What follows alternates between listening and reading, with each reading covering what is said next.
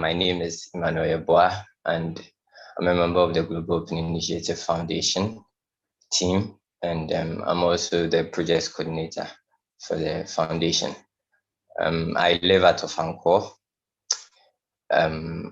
Next, I would want to nominate Harriet to introduce herself.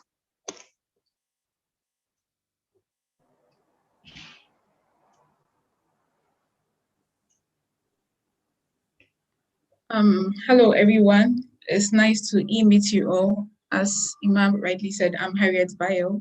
I'm a member of the Global Open Initiative Foundation, and I'll be helping you with Wikidata and also an introduction to Wikipedia. I hope you have a nice time here, and I'm in Kaswa. I'll hand over to Zita to introduce herself.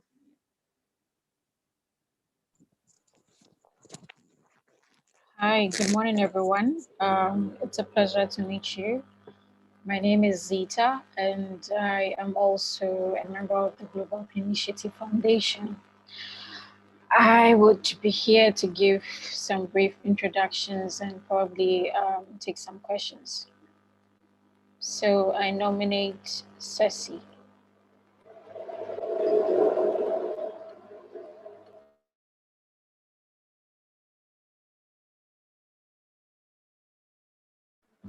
Ceci, if you're speaking, you're muted. Could you please unmute yourself so we can hear you?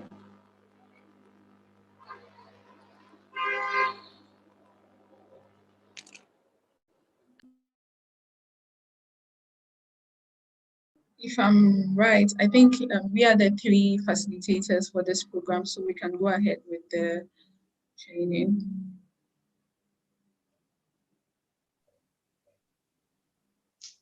Okay, so without much ado, we are going to quickly begin with a brief introduction on Wikipedia and Wikimedia projects, and this will be handled by Zita. Zita, please, the floor is yours.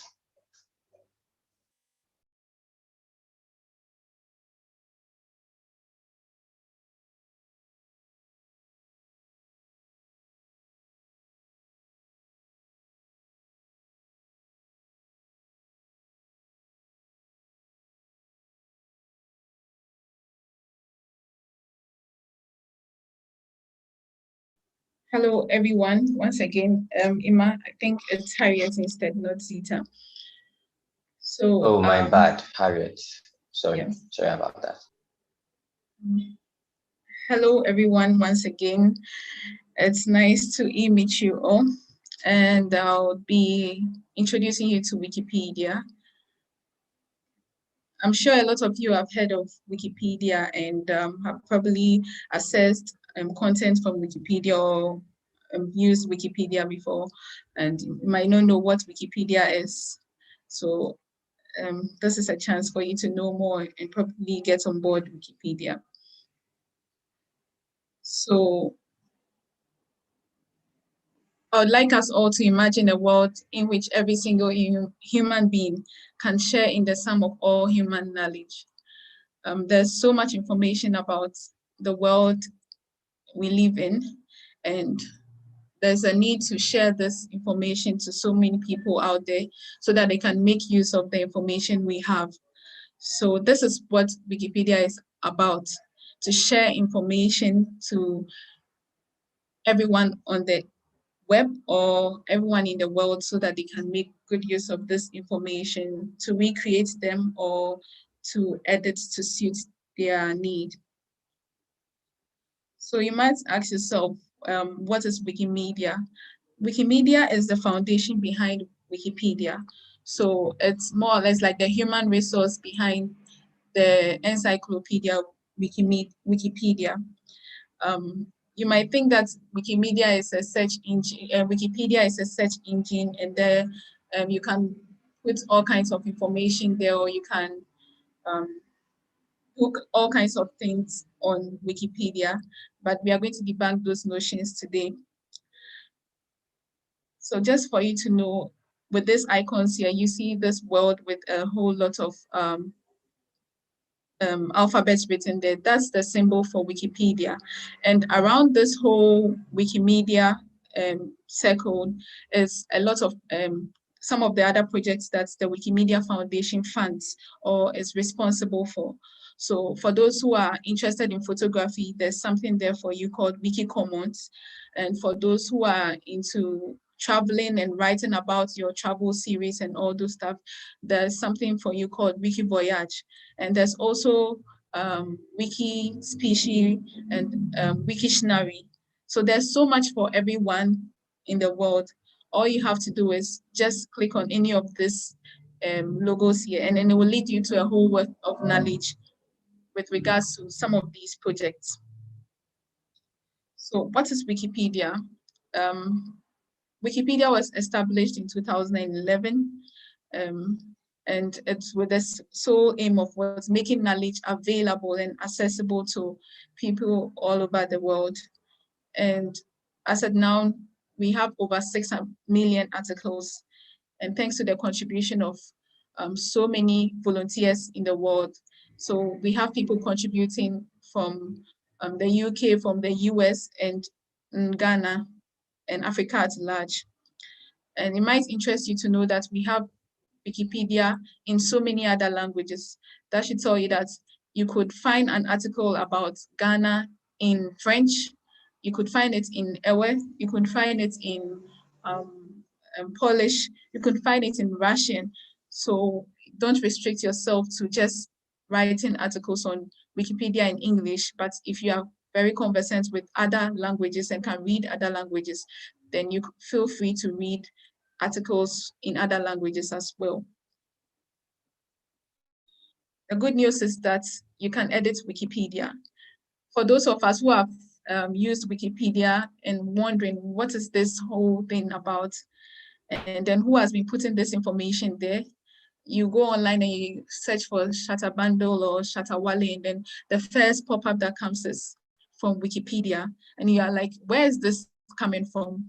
Well, it's coming from Wikipedia, and it's not some edited, some experienced person in, or an editor somewhere with a magazine or newspaper writing company that's creating this article.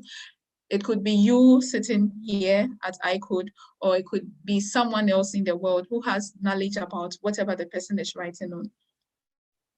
So you are interested in Wikipedia, you want to get to know much about Wikipedia and then also to contribute. There are 5 pillars regarding editing on Wikipedia, and here are some of them, which is Wikipedia is an encyclopedia. For this, there's a wealth of informations that are put there for people. And Wikipedia, if you want to contribute on it, you have to write from a neutral point of view. That is, you don't have to write and sound in favor of something or write with a notion of promoting something. You write by stating the facts that are there. So you don't write that Ghana is the best country in Africa. No, Ghana is a country, that's a fact. As to whether it's the best is debatable. So what you do is just state the facts on Wikipedia.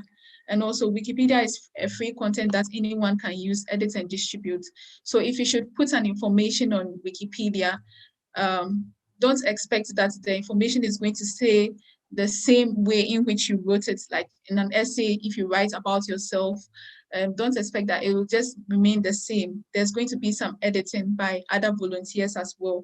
And this edit is going to be made by statements of facts, and then informations that are credible and not just any kind of information that the person found somewhere. And also, since Wikipedia is written by a whole lot of volunteers from all walks of life and diverse backgrounds, there's the need to maintain civility and respect, such that you welcome the opinions of others on your article, or you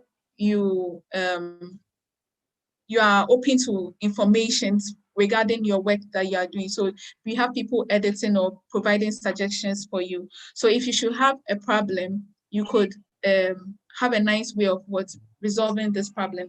I would give you an example. Let's say you write an article about Shatawale, and then you say that Shatawale comes from, let's say, Adisco, and someone comes to write that, no, Shatawale comes from GSTS, or he attended GSTS, sorry.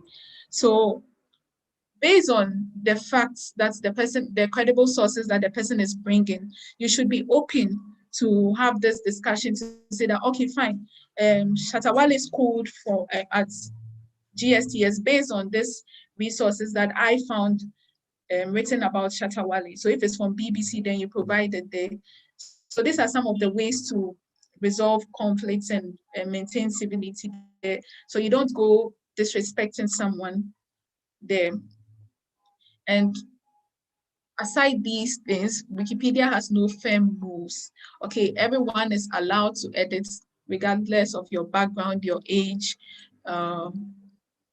wherever you're coming from, you are allowed to edit on Wikipedia. And I'd like to introduce us to the concept of Wikipedia and some of these things that guide the articles that we are writing. So we have an article on the president of Ghana, and you realize that if you've had a chance to read it, you realize that it's not stating that he's the best president in Ghana since we've had presidents, no. But it's just stating the fact that he is the president of Ghana, the current president of Ghana. So as I mentioned earlier, you should maintain a neutral point of view and not write in favor of or give descriptions that show that you are trying to promote someone. And also you need to maintain verifiability. I'm sure for some of us who have heard of Wikipedia, it was during our orientation where we are told not to reference any article coming from Wikipedia because it's not credible. I'm sure these are some of the informations we've heard. But to help us better understand this, you have to provide information that are verifiable in the sense that you have other resources that can prove that whatever you've written about this person is true. So for instance, we have Nana Addo Dankwa Akufo-Addo as our president, right? And when he won this year's election, or last year's election, sorry, we had other media organizations writing about this. And we can mention some of these credible sources as Joy FM, as City FM, as Ghana Web, as BBC. So you could find that this information is out there and it has been verified. That's why it's being put out there. So you should ensure that you write information that are verified. Another point you should consider when you are going to write articles on Wikipedia is no originality or no research. So some of us are university students and then we are supposed to write a long essay or thesis after our completion. Wikipedia is not the place for you to publish some of these research. So if you've made a research on the economy of Takrade or Western region and all, you don't post such original researches on Wikipedia. And the other thing too is we do not promote. So based on the fact that we state the facts, that we stay neutral, we do not promote on Wikipedia to say that, oh, Shatter's music is the best music, or Samini music is the best, or like the banters we have out there, you sound like you are promoting. No, you don't have that. And one important thing that I want you to pay attention to here is notability and reliable sources. So notability in the sense that you don't just write about anything that comes to mind, but if you're going to write about that something that comes to mind, then this particular thing should be notable. So that's how come when you look for Shatawale on the web, you find that he's there because he's notable. A whole lot of people can attest to the fact of knowing him, and we have media organizations also writing about him and all. So this shows that this person is what's notable. So I'm not going to sit there and write about myself because I don't think many of you know me. If it wasn't for this particular meeting, no, I don't think you will know me. And I earlier on mentioned about verifiability, and it can only be verified by reliable sources. Sorry.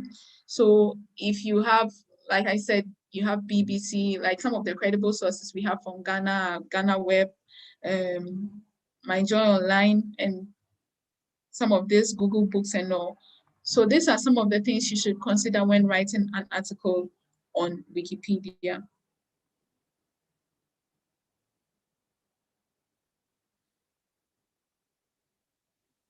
And you may be wondering, why have we invited you all to be a part of this movement, or why are we organizing programs and projects? What is it? What do I stand to gain? One, you improve your research skills. I can attest to that.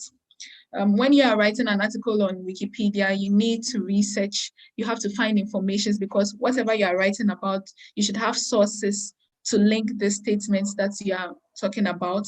And so you improve on your research. When you are writing our research in school, we are supposed to have literary works, literature review and all.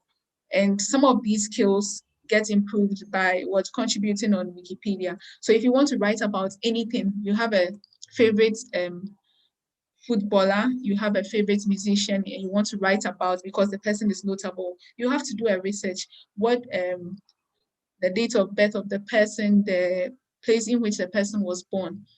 So these are some of the skills you can build. And also it's fun, it's educational, and it's social. Seated here, I've had the opportunity to meet with people from all walks of life that I wouldn't have if I was sitting in my room and not contributing to Wikipedia. I'm sure some of you are coming from different institutions today and have met at ICODE. So you get to meet other people from all kinds of backgrounds and institutions, and you get to learn from them. Your interactions don't just become just Wikipedia, but you share knowledge on any other thing that you can think of, right? You can also correct people on the spot when you are editing on Wikipedia, so that you debunk informations that are wrong or false there. And also, as an academic, you are asked, you are required to be objective and not subjective. You are required to be write things from a point of view that is required. So while contributing on Wikipedia, you get to build on some of these skills as neutral point of view. So these are some of the benefits. I would also like to add that you get the opportunity of attending conferences and all. There are programs that are organized to improve or to further develop the movement. So we have here a whole lot of people from all over the world, and this is a conference that we mostly organize yearly in different parts of the countries. It's a rotational thing, and we've had the privilege, I have had the privilege of attending some of these conferences, and this is last 2019 Sweden, and I was a part of this particular conference.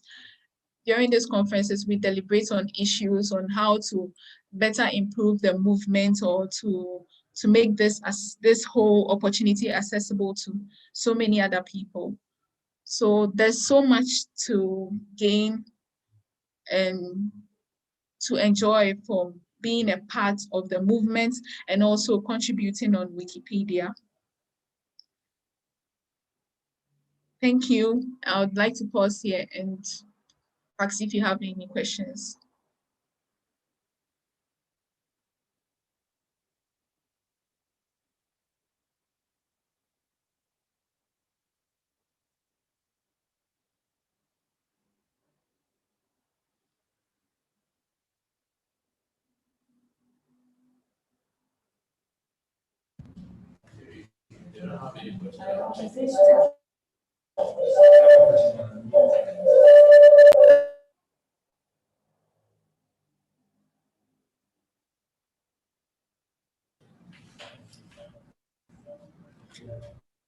Yeah.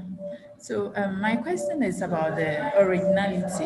You stated that there shouldn't be research before writing on for Wikipedia. I wanted to know the reason.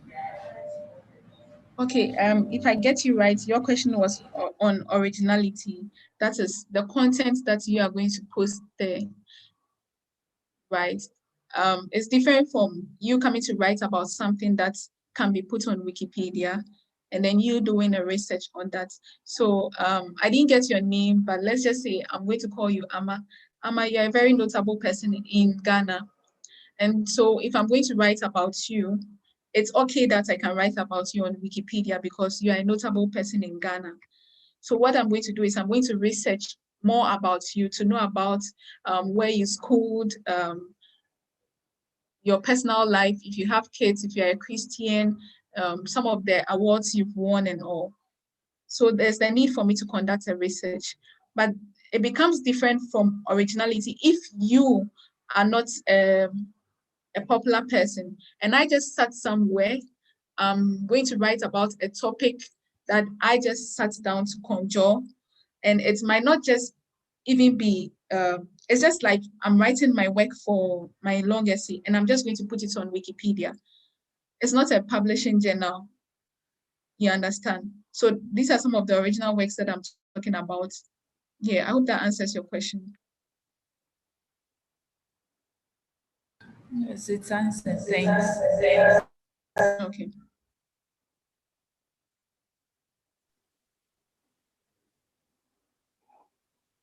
Okay, so if I'm getting you, Okay. the Wikipedia was whatever. Yeah, Wikipedia. Sorry. Wikipedia, no. It deals with it's most effective on people who are already known or popular. Yeah, and it's not just limited to people, but it's limited to so many other things. So we can talk about the coat of arms, and you can find it on Wikipedia. You can talk about the national anthem, Ghana. So anything you can think about, you can talk about fufu, which is a very common dish in Ghana here. It's all about article. It's all about anything it's you all can about think article about. writing. Yes. Anything, okay. Yes, and writing much about people. Let me chip in here. So when we say popular, we don't necessarily mean only like people who are famous, but then if you are somebody who has probably occupied a very notable position, maybe Chief Justice, Supreme Court Judge, or Member of Parliament, you can also have a page on Wikipedia. I don't know if you get me.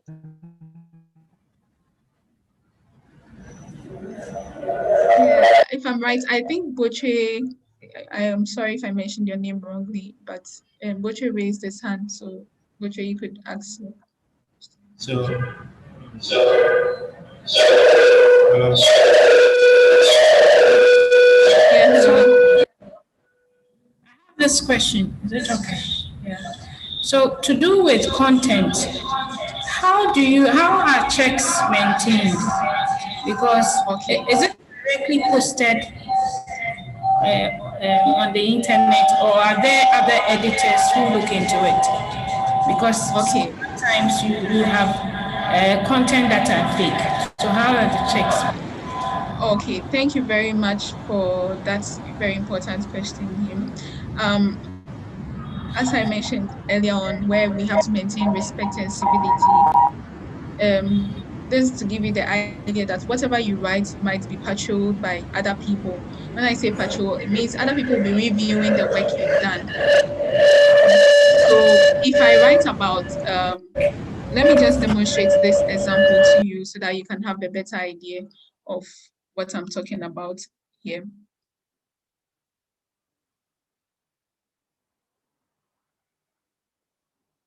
So my very first article I wrote about on Wikipedia was on Efiadonko. So I'm going to look for Efiadonko. And this is Efiadonko. Anytime you search for something, provided it's on Wikipedia, you see that it will be the first option you find here. So Efiadonko Wikipedia. And this is what I wrote about Ekweadonko. My very first time I wrote about him, about her, sorry. That was like in 2016. Let me see, August. So let's see. After I created Ekweadonko's article, this is how it looked like. The very first time I created, I hope you can all see my screen. I just talked about she being a Ghanaian female politician and she being where she was born and wherever she hails from, and also. And I added just one reference and then her political life. So this is all I wrote about Ekweadonko. And it might interest you to know that ever since I wrote this in 2016 April, I have not written anything about this particular person. But you read on this article today, and you see that there are lots of changes on this particular article, in the sense that they added more headings on her disqualification, her appeal, her campaign promise, and also more on her politics. And this place right here, the view history, will give you an idea of people who have worked on it to improve it. So you might start something on Wikipedia, but we have people who will come and then correct some of your grammars, correct your punctuations, and also add more information to it. So this should give you an idea that people review them, and there are people who have edited on Wikipedia for so many years and are very conversant with some of the mistakes that we make, like as new contributors we make. So they correct them. I hope this answers your question.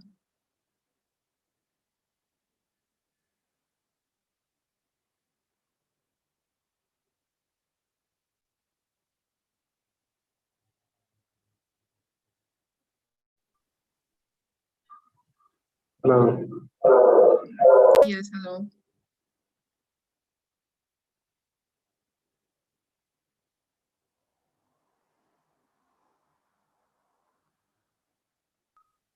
Hello. Yes, I can hear you. Please go Yeah. ahead. So, how do you find resources for people who actually existed before the internet grew into popularity? I mean, let's say you have been asked to, or you want to write something about Global Linketia, who during this time the internet wasn't that popular, and not everybody had access to the internet. So, how do you gather information about such a person? Because it will be hard for you to find resources concerning the person's life and then some of the things that he has done. In such situations, Okay. what advice or what situation, how do you go around such a situation? Okay. Thank you very much. That's a very important question. As you mentioned, right, the Noble Linketia. So first, what I'm going to do is I'm going to search on the internet to find if there's anything on Noble Linketia, as you can see. And let's just assume that there's nothing here about Noble Linketia. As you can see, there's something on him on Ghana Web. Let's just assume we don't have this here. Then we can rely on books. Someone probably has written a book on Noble Linketia, or there's a PDF file somewhere that is talking about Noble Linketia. So you don't have to rely on just this particular on the internet, just what you find here, but you could look out for books, you can look out for magazines or publications outside that talk about Noble Linketia. Yeah, I don't know if Ima, you'd like to add something about that, or Zita. Like Harriet, if you could go scroll up. Yeah, so aside Google search, the all option, you can see there are other options like images, videos, news, and the others. So you could actually click on news if there is information on Noble. As you can see, there is quite a number of information on Noble here. And you could also, Harriet, if you could scroll up, you could also try Google Books. If you want to use Google Books, you click on more. Harriet, can you see the more there? And then click on books. Yeah, so there's a bit of information on him on the newspapers as well. So you could also use those options as well. I don't know if this helps. Yes. Thank you, Emma.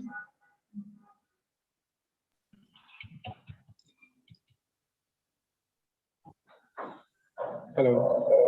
Hello. Yes. Yeah, so one more thing. Let's say I've decided to write something about Google Get Here. What do I need to get started? What process do I go through?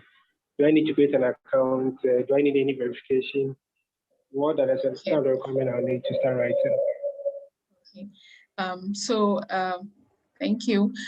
To edit on Wikipedia, it's advisable to create an account, and the account creation is very simple, just like you create an account for your email.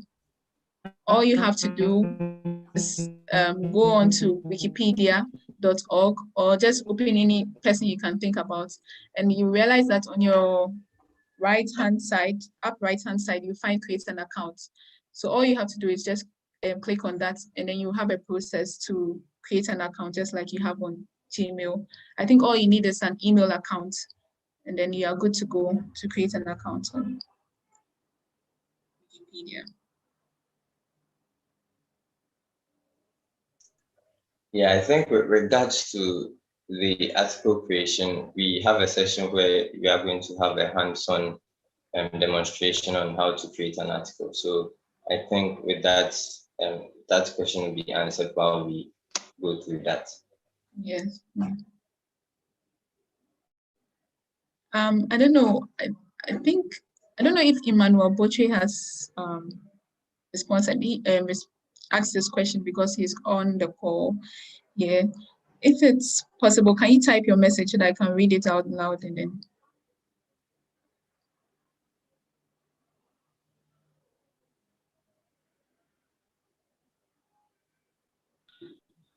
Please continue. I'm continue. Okay. So are there any other questions, please?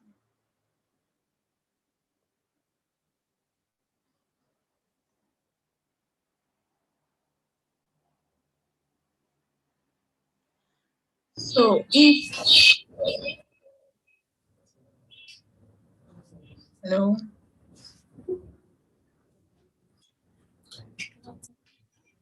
Okay, so you're saying you can't promote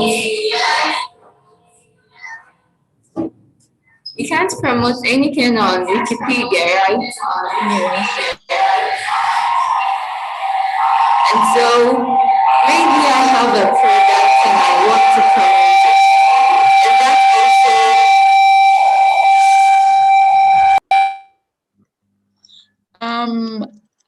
I didn't really get your question. Can you please come again?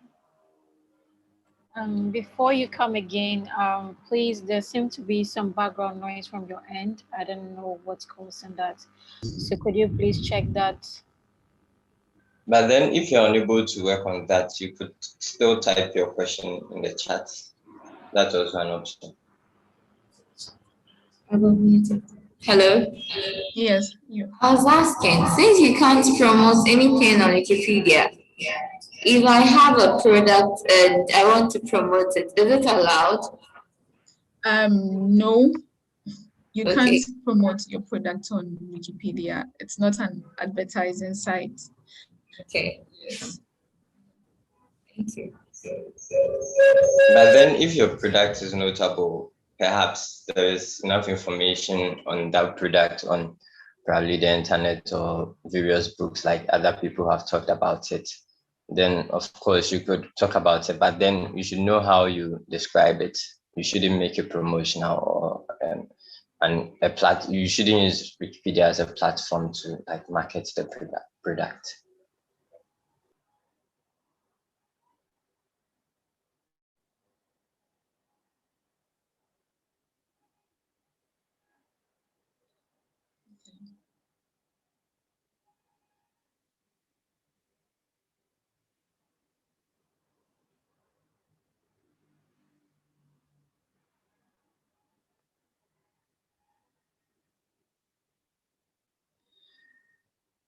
I don't know if there are any other questions as well.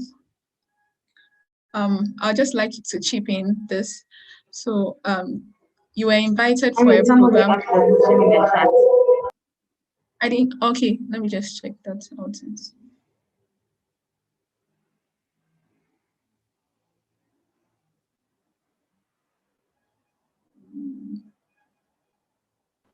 Yeah, I think this question can be answered by any of the ICODE team member.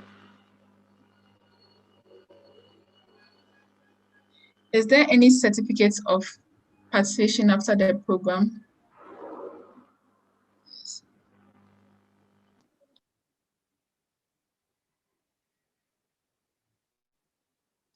Okay, so as I mentioned earlier on, you've been invited to a program, and I'm sure most of you have had the program flyer, and it was written on it, Arts and Feminism. And I'm sure immediately you saw the feminism. Some people might be put off, especially the men or the male, but this just to give you an idea of what art and feminism is. Over the years on Wikipedia, you realize that most of the contents that you could find were about male or men in particular. And the people who contributed on Wikipedia were mostly male as well. And we're having fewer women contributing on Wikipedia. And because there are fewer women, to there's a case whereby the content that we have, especially with the biographies of women or things about women, being a few on Wikipedia. So this whole art and feminism is just a project to help recruit more contributors, especially females, to Wikipedia or to join the movement, and also to teach people to edit so that they can contribute more content on Wikipedia. That's to help bridge the gender gap when it comes to content, and also volunteers in the movement. So that's how come you find art and feminism on the events flyer.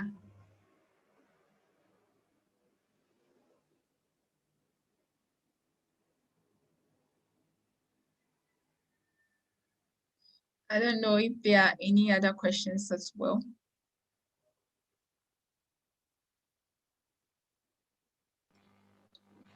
If there are no questions, I would like to ask a question to all the participants on the call. With the introduction that has been given, is anybody interested in contributing on Wikipedia? Or is anybody excited about editing or contributing? Please type in the chat. What's your level of interest at the moment? And for those who are at ICODE, you could just show by hands there. Are you enthused about it?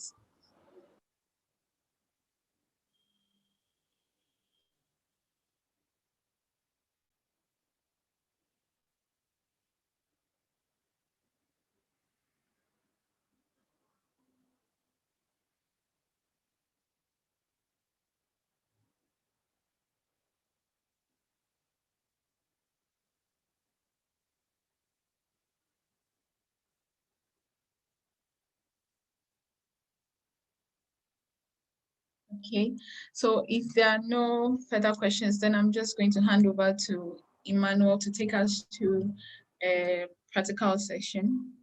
I want to believe we have laptops and computers with us. So I would encourage that we all follow through the process that Ima is going to take us through. There's a list of MPs, or today we are going to focus on the female member of parliament for Ghana. So I would encourage that we all pick a name and then follow through with the processes. For some of the names that you choose, you realize that they already have articles on Wikipedia. Don't worry, we could teach you to improve some of these articles that already exist on Wikipedia. And also for those who don't have articles at all, we can start by creating them afresh. And that will be your first article on Wikipedia, and watch it grow. as well. Okay, thank you very much for your time. Alright. Yes. Yeah. So somebody was asking if there was someone was asking if there's probably a badge or something that or something unique that shows that one is a contributor on Wikipedia. Okay, that's nice. I think I'm going to try and use let me see. Okay, so I better demonstrate this so that you could have an idea of what I'm talking about. So like I said, it's a global thing where we have a lot of people contributing on Wikipedia, okay? And so, okay, let me see, I think.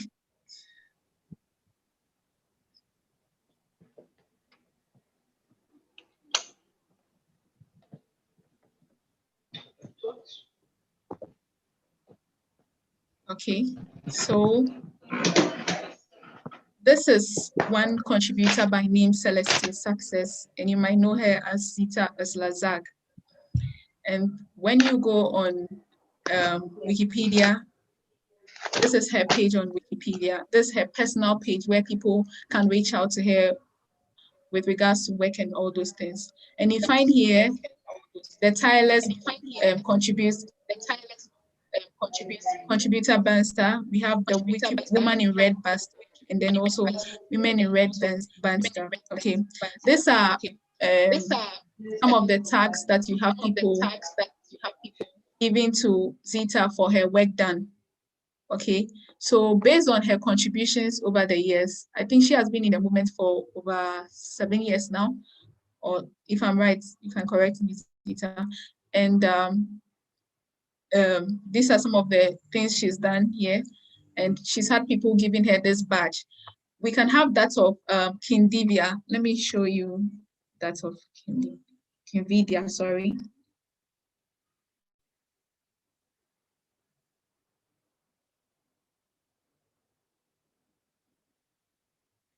And this is Kinvidia.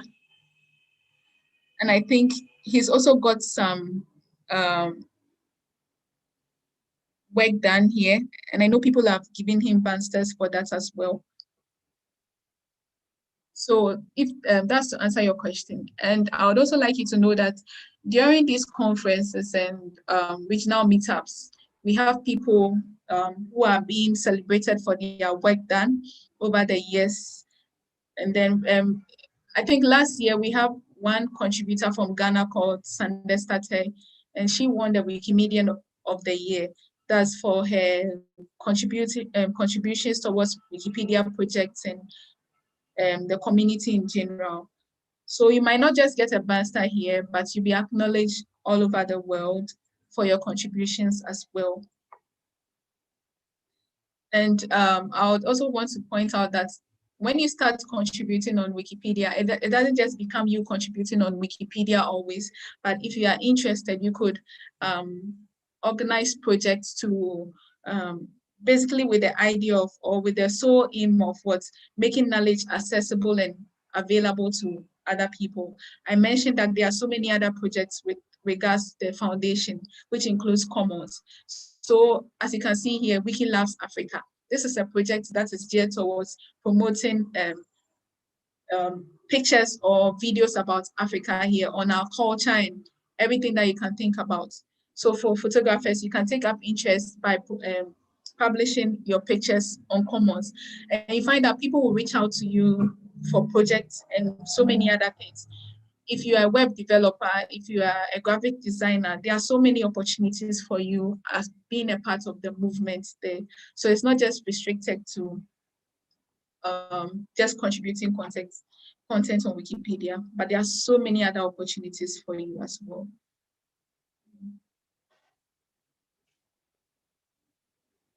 So are there any other questions, please?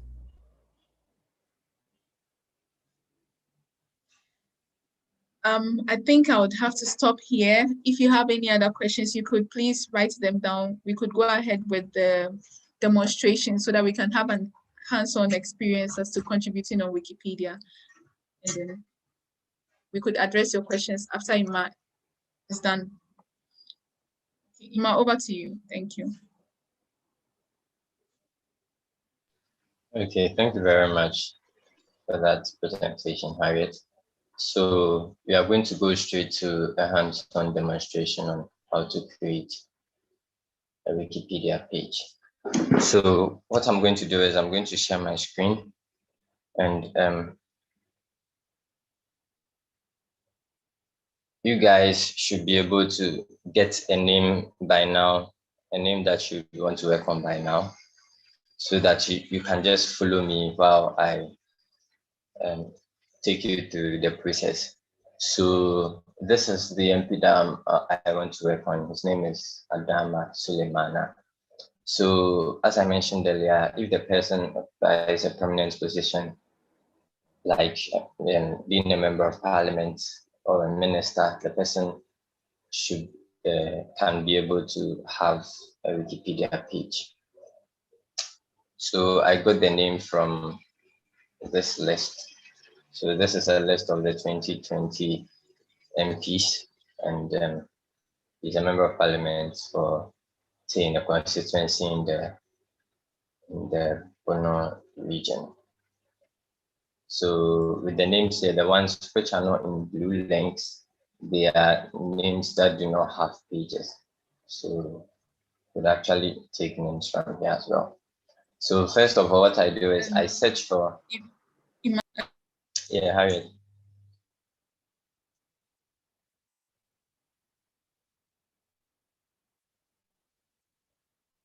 Sorry, Harriet, I couldn't hear you.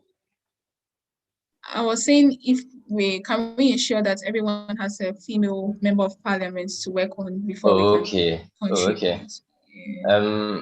Actually, I don't think, I would have to check, because somebody actually created a page for only female members of parliament that were elected in the 2020 election.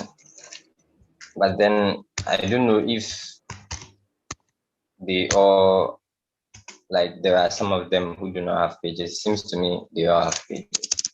But let me check. Female MPs.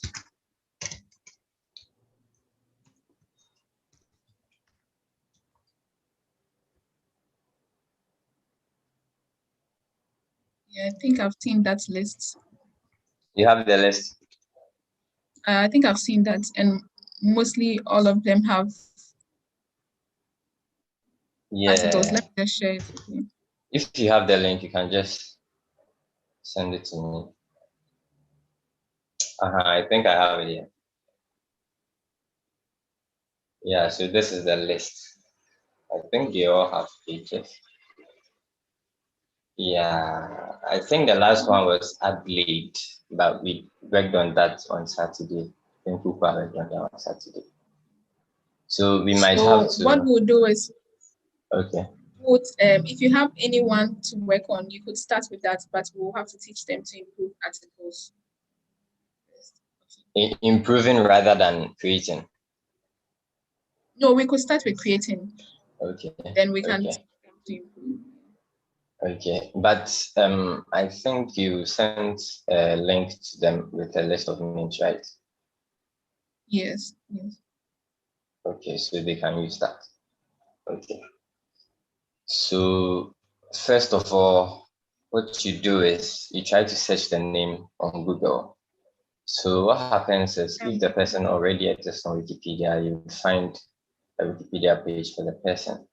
And the only Wikipedia page we have here is Amidu Suleimana, and that is not Adama Suleimana. So Amidu Suleimana is one person. So were you saying sorry, something? for your example, can you use Adelaide? Was it Adelaide, the other lady? Adelaide Intim. No, not Adelaide. The academy. Isabella Kwache. Academian, yes, because this is an art and feminism event, and Okay. we could use. Yes, thank you very much. And we are here to create accounts, so please take us through creating an account on Wikipedia. Okay, sure. So if you want to create an account on Wikipedia, first of all, you'd want to open the Wikipedia page, which is wikipedia.org.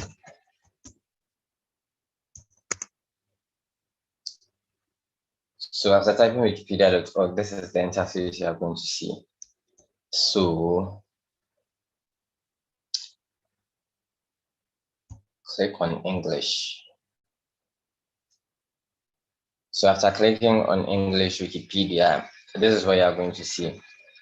So on your top left corner, you are going to see options like talk, contributions, create account, login.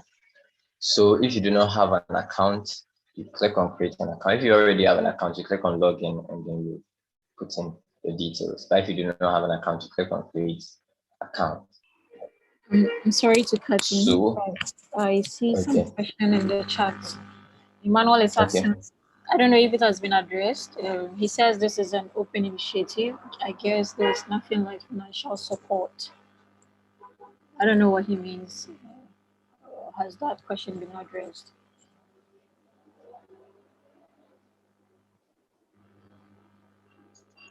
If Emmanuel, if you could clarify the question, I don't know. I don't know if I think I can address his question. If you mean there's financial support for projects that are geared towards making knowledge available and accessible. So, for instance, if you want to organize a project that is in line with the foundation's objectives and goals, then you can have financial support to do that. But for financial support for your own upkeep or personal interest that is aside the organization, then no. The other thing too is if we have conferences, there's financial support in the form of scholarships so that you can have an expense paid trip to these conferences as well. And for some of these projects that we sometimes organize, we sometimes do bid for internet allowance for people who are going to create articles or items. So depending on the kind of grant you write, there might be a support, a little token for your internet, and also for projects that you have to go somewhere else, your region, there's financial support in the form of transportation and all. So these are some of the financial supports you can have. And for those who have already contributed for so many years, I think if you should write for something that you need, that they think it's very important to you, I'm sure you'd be granted that support as well, like a laptop, like, and so many other things, I guess. Thank you. Okay, thank you very much for that, Harriet. Manuel, I hope this answers your question. So I'll progress with I'll proceed with what I was trying to do. Okay. So this person is an academic. Her name is Isabella Kwache. So first of all, what I try to do is I try to search for the name on Google. Now, somebody may ask, why this person, why does this person deserve a Wikipedia page? So this person is not maybe a member of parliament or a speaker of parliament or chief justice. But then in the circles of academia, there are certain guidelines that that are available for people who are academics, people who are academics that merit a Wikipedia page. And so you could Google search them Wikipedia notability guidelines, or you could even search Wikipedia notability guidelines for academics or people in academia, and you would have those guidelines there. So I'll not be able to tell you everything, but one of them is that the person should belong to a notable learned society. So as you can see here, there is FGA, there is FAAS. So this means that she is a fellow of the Ghana Academy of Arts and Sciences, and this is a notable learned society in Ghana. Also, she's also FEAS means she's a fellow of the African Academy of Arts and Sciences. So she belongs to this notable learned society as well. Others may belong to, maybe if you are working on a medical practitioner, he or she may belong to the College of, may be a fellow of the Royal College of Physicians or Royal College of Surgeons. And there are so many of them. If you're into academia or you would want to learn more, you could actually find out more. So this is information on her. So I decided to do the Google search to make sure I wouldn't find anything on Wikipedia about her. So just to clarify this, I mentioned that the person must belong to a learning society. The person must not just belong to, the person must be a fellow. So there are some people who are members of these societies, but they are not necessarily notable. But if you're a fellow, you could merit a Wikipedia page because fellows are more or less elected. You don't just join. So this is just to clarify what I mentioned earlier. So first of all, I searched for the name and I couldn't find any Wikipedia page on her. So I could actually open Wikipedia to search for the name as well. I guess we've been able to go through creating of an account. So I would want to move past that. So over here is your search bar on Wikipedia. So what you do is you click and then you type the name Isabella Kwache.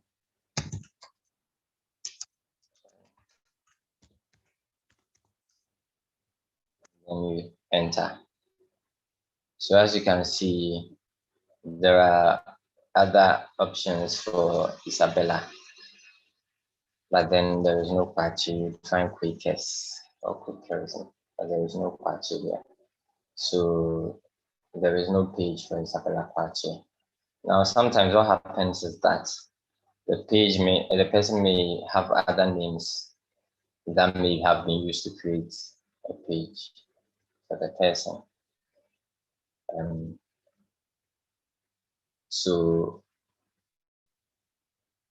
usually what happens is that sometimes you may not find Isabella Kwache, but then maybe Isabella A. Kwache or Isabella Chimba Kwache over here. So you could also try doing that. You want to exhaust all the possible. I would also like to mention that I think there are questions in the chat. So Harriet and Zita, you guys should go through that and maybe you can chip in while I'm trying to demonstrate and then try and answer those questions. So okay, Ima, please hold on. So I have this name there for those who do not have an article or who would want to create an article. Jane Gasua Heto. I'm just going to post it there. So okay, you trainers or facilitators. Will you post in the chat? Okay, so that facilitators can share it with other people. Okay. So there is Isabella Chimba Kwache here. So I'm trying to see whether there'll be Isabella Chimba Kwache. So there is nothing like that.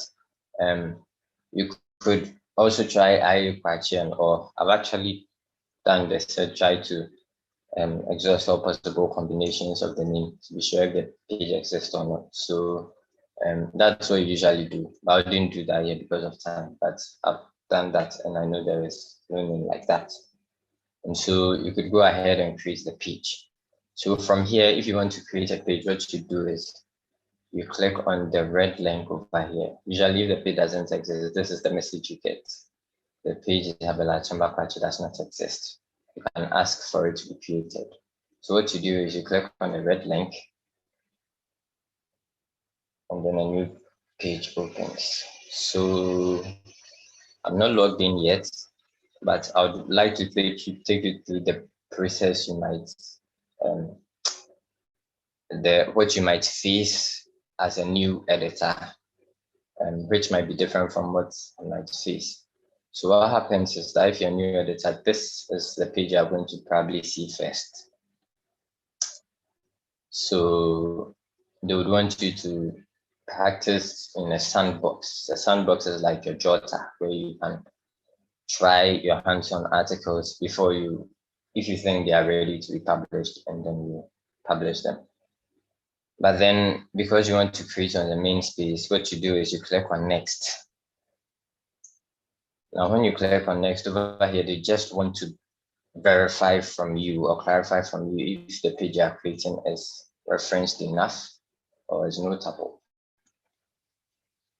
And then over here, they just want to be sure if you are not in any way like related to the person, or you haven't been paid by the person or any organization to create this page. So you click on I am not connected. Then you see the screen. So what happens is you just type the name again, Isabella Achimuba.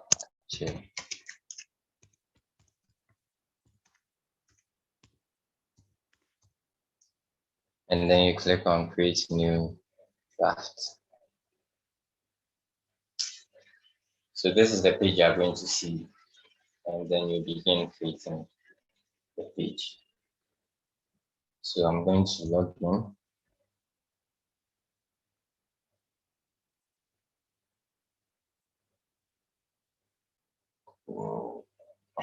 Excuse me.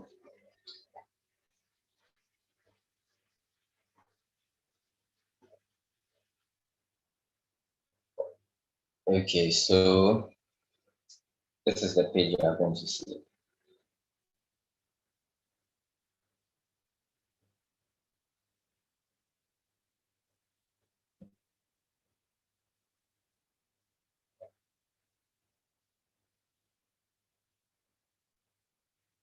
Okay, so I earlier opened a Google search for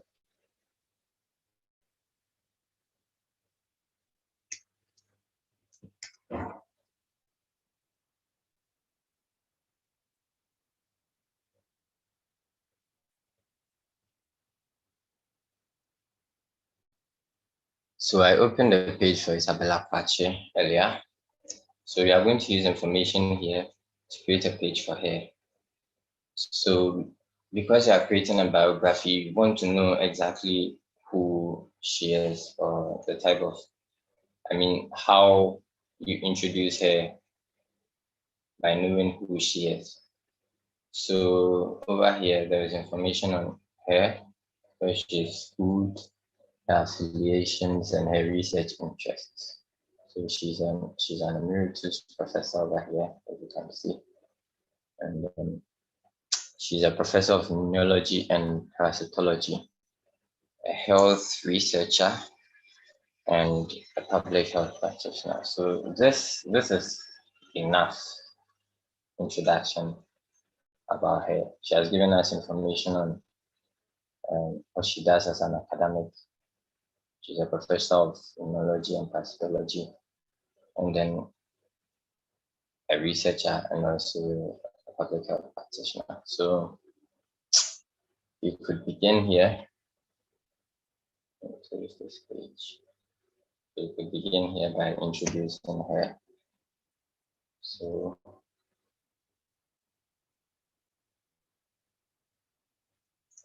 first of all, you want to create, before you begin the introduction, you want to make sure that her name is emboldened. So if you want to embolden the name, you click on this alphabet here, and then you click on bold.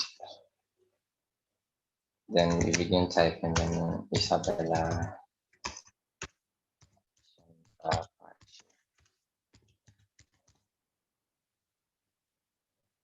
So from henceforth, you are not going to need it. So we are going to use it. So if you want to like embolden, you go here, and if you want to undo the onboarding, you go to the same place and then you do that. So still emboldened. Okay. So first of all, as we read, she's a Ghanaian academic, and she's also a medical doctor. So we could begin with that.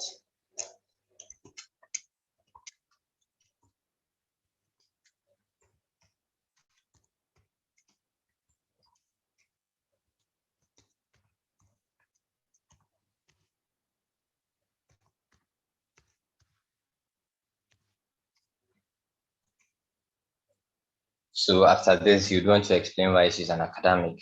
So that is where this information comes in. She's a professor of immunology and parasitology, a health researcher, and a public health practitioner. So we would have to phrase this in our own words because of copyright issues. In Wikipedia, you want to make sure whatever you're putting in there is in your own words, so it is not deleted. So she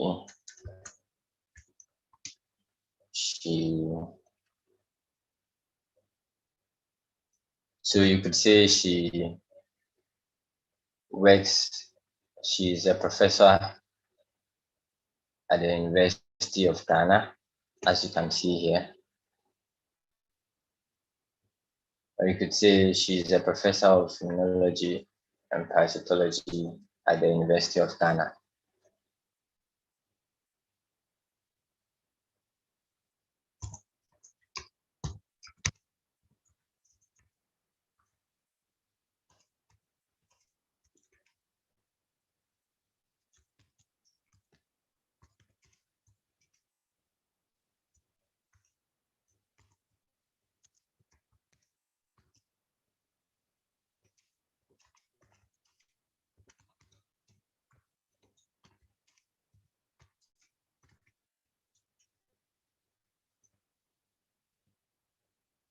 So you'd want to capitalize these because they are actual programs of study.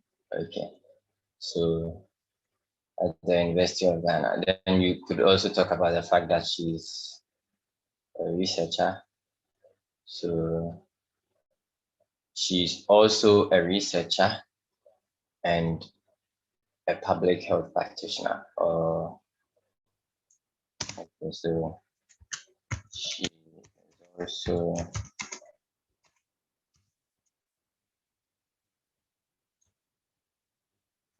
researcher, or you could say she's a researcher in the field of immunology and parasitology, or in the field of medicine.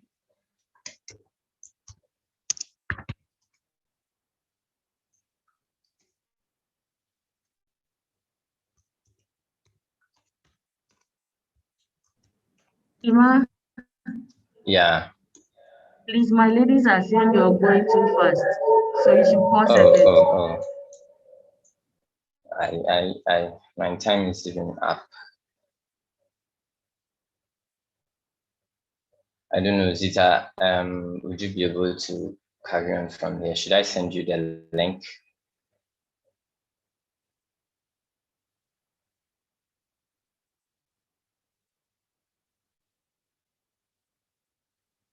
You might just share it on the link on the page. I'll continue. Okay, sure. But you have to say, just add your reference and then I'll continue. I'll just send you the links. Yeah, but you add your reference to it so that I'll continue. Okay, sure.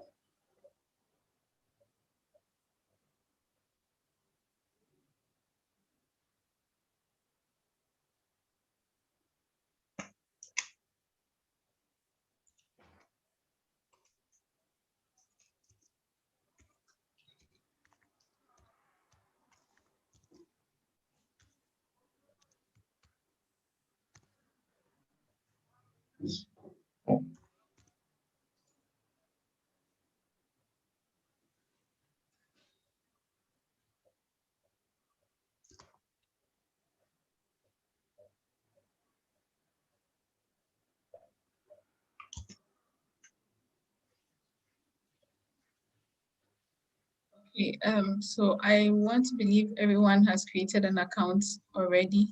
I'm going to share a link so that for those who don't have any name to work on, you could select any of the names. And also the link contains a table that you should write your name and also the username that you created for this particular event. The names of the articles are assigned to just one person. So if you realize that someone's name is written by a name, please don't work on that particular article.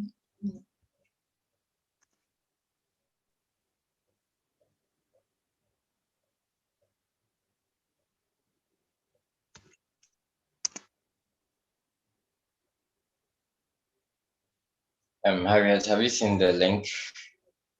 Okay, please hold on. Okay.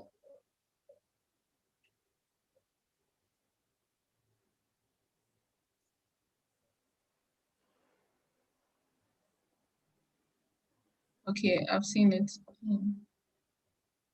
Okay. Try to open it and let me see whether it's going to.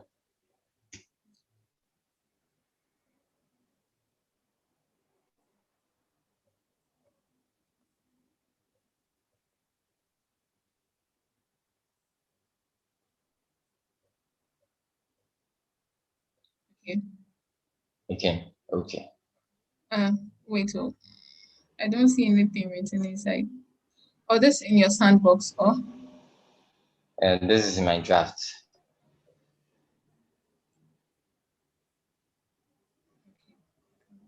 You're not seeing anything.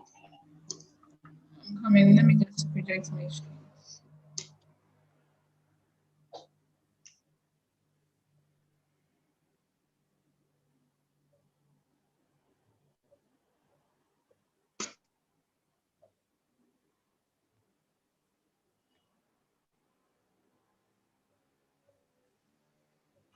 Okay.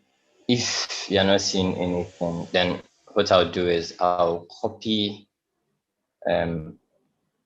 this introduction from edit source, and then I'll send it to you. So you try creating the whole thing from scratch, but then you paste the introduction and then you go ahead from there. I don't know whether Okay. that, okay. Yeah.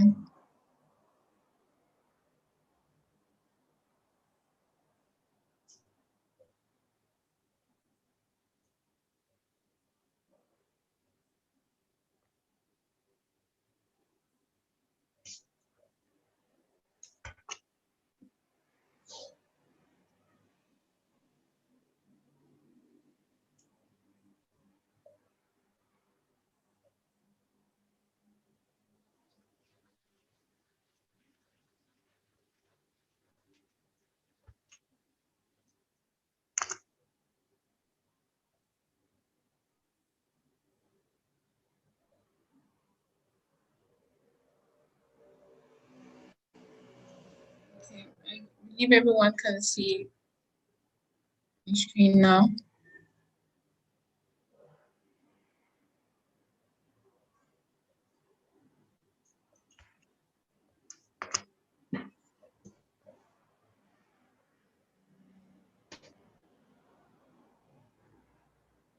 I just shared a link to the table I was talking about. So let's just quickly ensure that everyone at least has an article to write on today so that we can continue.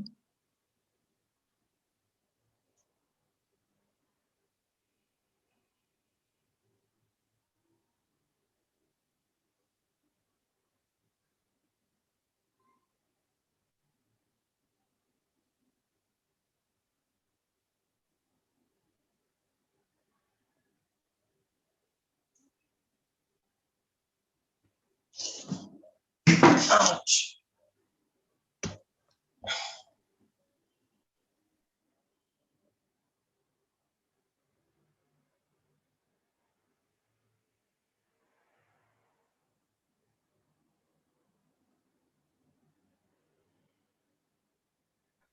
No, please, we don't have the link. I didn't get that.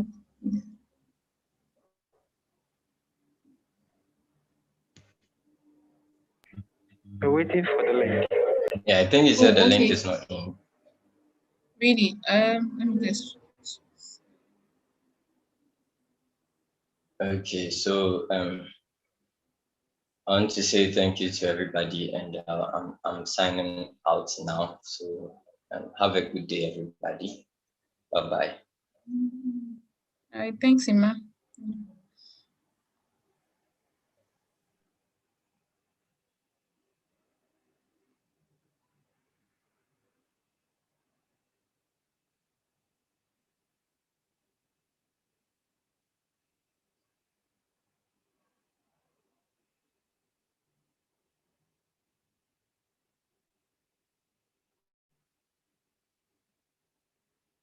Okay, I'm sharing the link again on the page so that we can.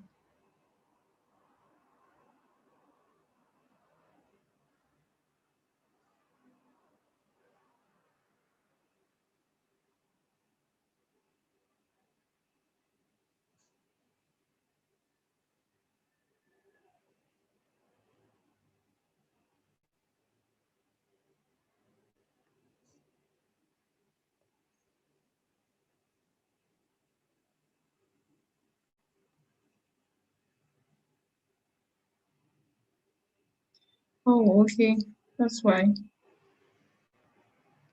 I've shared the link now.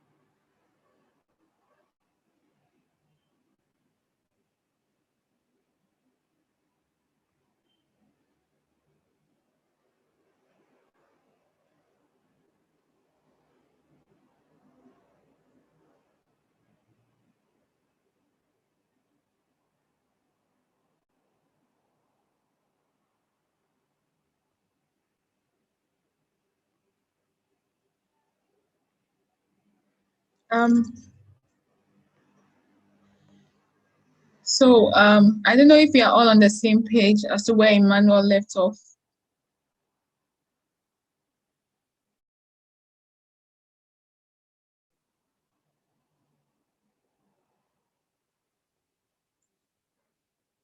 To begin your writing your article, you must first ensure that you are logged in. And for those of us who just pick the name from the list I sent, you have to search for the person.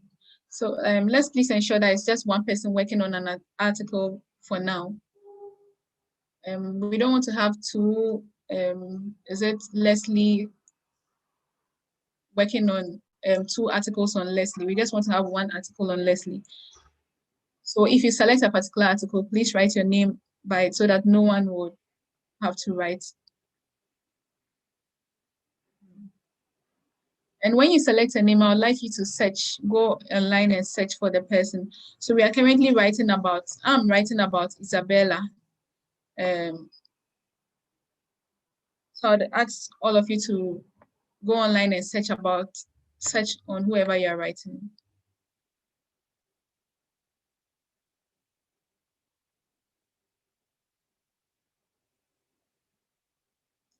So we search by clicking, copying the name in the order in which the person's name is.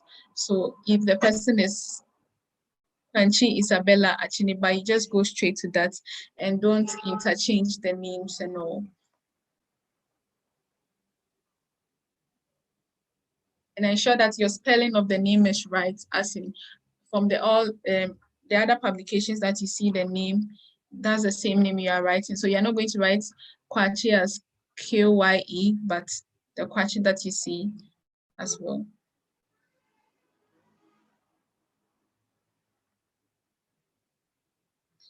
And when you search for the person, I want you to open possible credible sources from this person. So places where you found information about this web.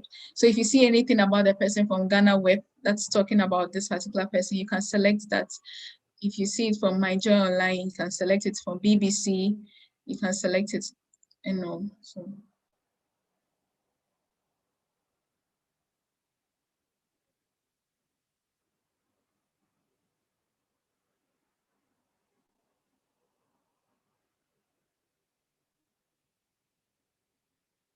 Okay, so I know Isabella is a Ghanaian academic and a medical doctor. And this is based on the research that we did earlier on about Isabella. She's a professor of immunology and parasitology at the University of Ghana. She's also a researcher in the field of medicine and a health practitioner. Yes, and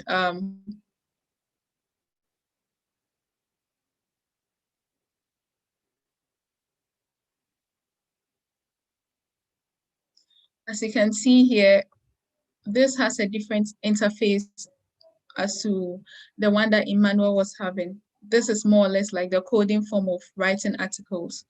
So for those of us who do not have the idea of coding in writing articles on Wikipedia, you have to switch to the virtual editor. And the virtual editor is more or less like the Microsoft Word, where you have tools available to help you with your document creation. So to access the visual editor, you have to look on the right-hand side of your tool. There's this pencil there. When you click on it, it tells you switch editor. So we have visual editing and then source editing. So the source editing is the coded form of writing articles. And then the visual editing is the Microsoft version, kind of, I call it the Microsoft version, but it's a simpler way of editing on Wikipedia. So by now, everyone should have something similar to this here.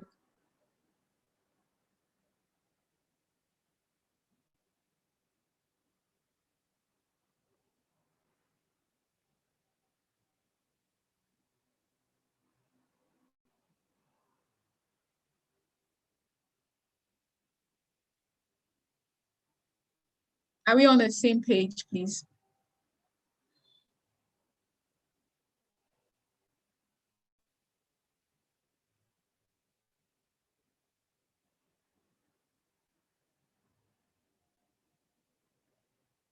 And I'm sure Ima demonstrated how to, let me check.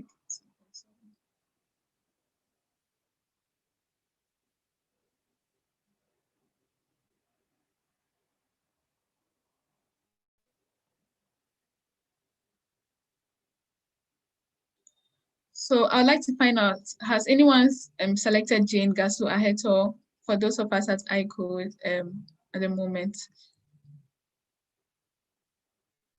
And also, there are a whole lot of lists. Let me see. I don't know. Okay, so I think everyone has selected a name already. It's just left with Jane Gaswa Heto.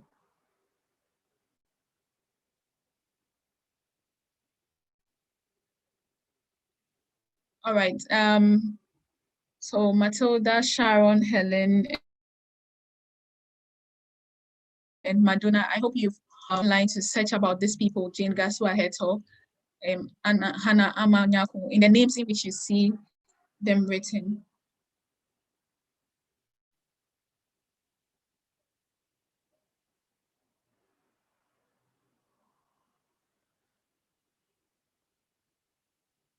So if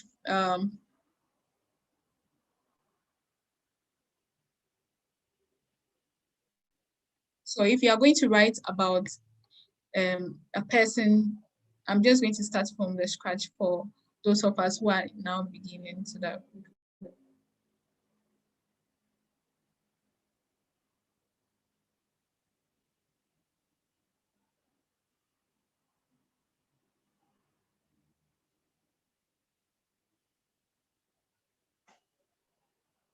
So what you do is you go online after searching for the person online. You want to be sure if the person has an article on Wikipedia or not, so that you don't create a double article for the person.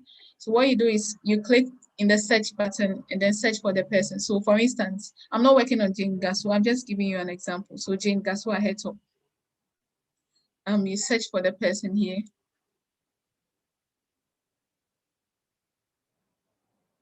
And you realize that you are told there's no option here that shows that Jane Gasua Heto has an article already.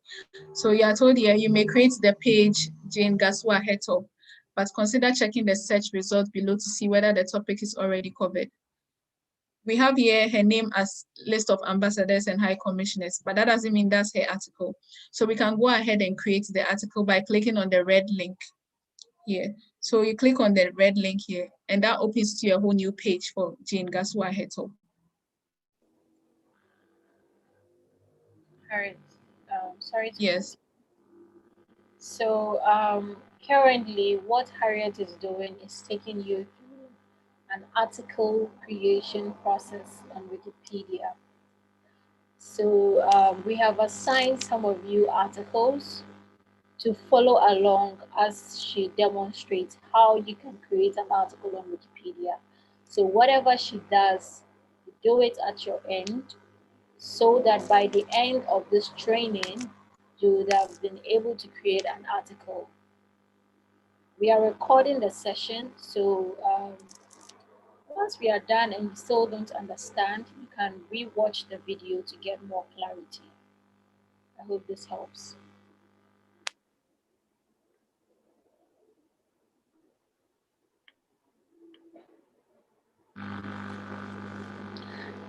Is there anybody who is still lost?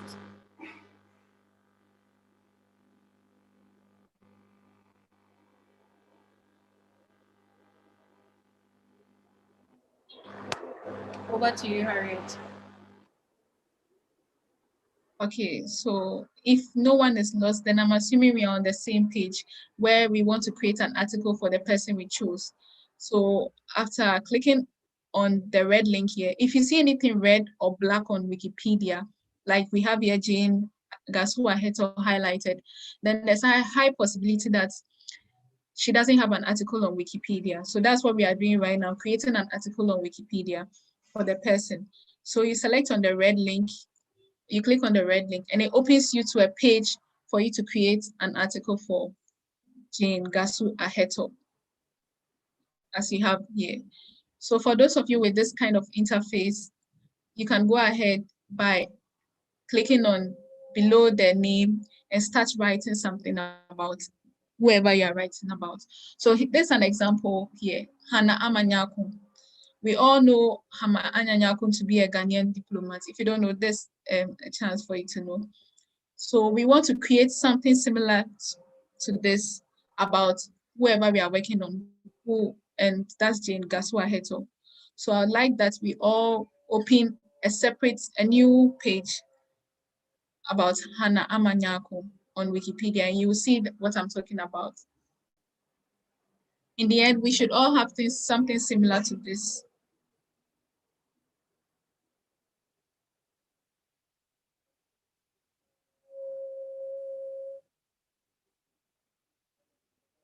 So for those creating an article, what can you say about whoever you are writing? So you start by mentioning the person's full name. So you write Jane Gasu Aheto, like Ima had on his own, Isabella Kwanchi, and wrote something about the person. So I would like us to write something about whoever we are talking about. And whatever you are writing about is because you found it in a web page some way. That's why. So look, like I have here, Isabella Achiniba Kwachi. and I had her information from this place, which is University of Ghana, and it's talking about her.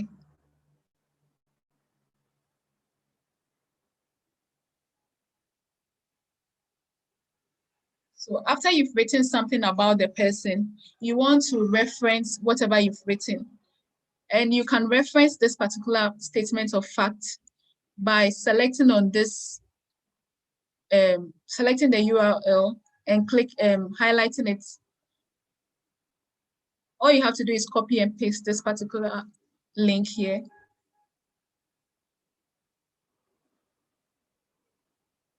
After clicking on the link, you go to the last punctuation in that sentence. So we have here, health practitioner, full stop, and then you place your cursor behind the punctuation and then click on cite.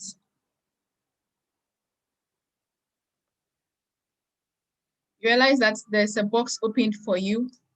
You paste your link there. The link that you copied, that's the site in which you got the information from. You copy and paste that link inside the box there. And then generate is highlighted for you. So you click on generate, and this will generate the link for you, as you can see here as 1.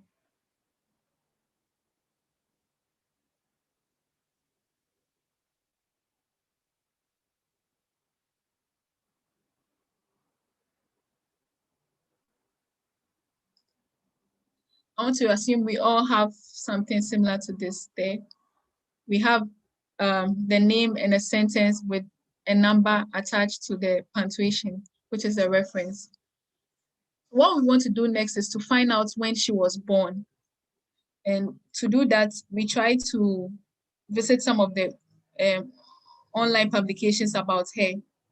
So you can add born to find out, to generate a research about her and see.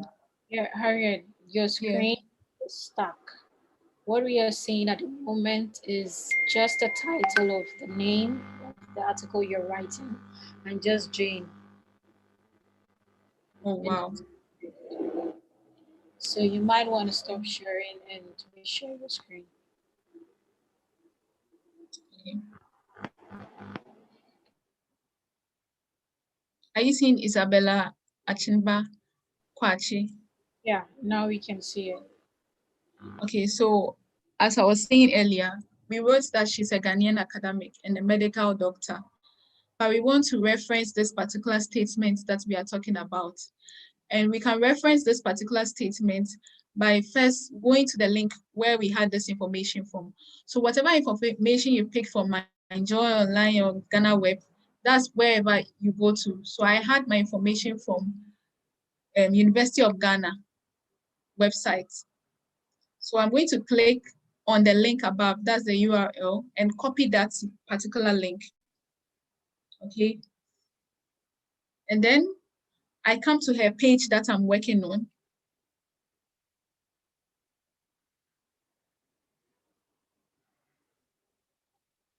And put my cursor behind the punctuation. And then click on Cite.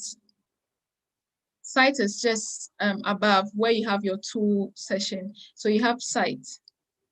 And then put the cursor in paste the link in the space provided for you below. And then you click on Generate.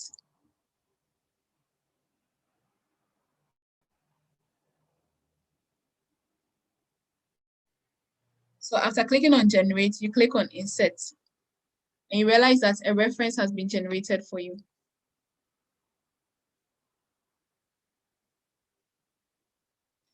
So for writing articles on Wikipedia, you might want to note that you don't write verbatim whatever you found on the network there. It will be copy and pasting. No, you want to paraphrase. You want to write the meaning of what you are reading from that place and not just copy and pasting there. So Ima did this first by paraphrasing whatever he saw there. A Ghanaian academic and medical doctor. She's a professor of immunology and parasitology. So for those writing articles on the high commissioners and ambassadors, please do not copy and paste. Just find a way of writing it like him.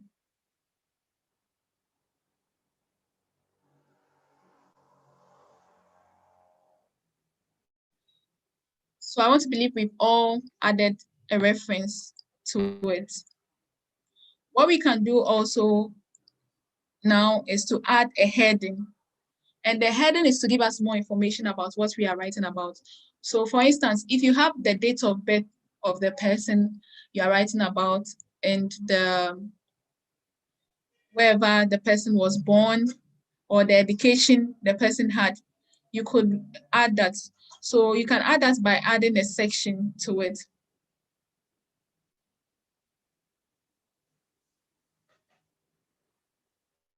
So what you can do to add a heading on Wikipedia is by clicking on enter, and then your cursor moves down and click on paragraph.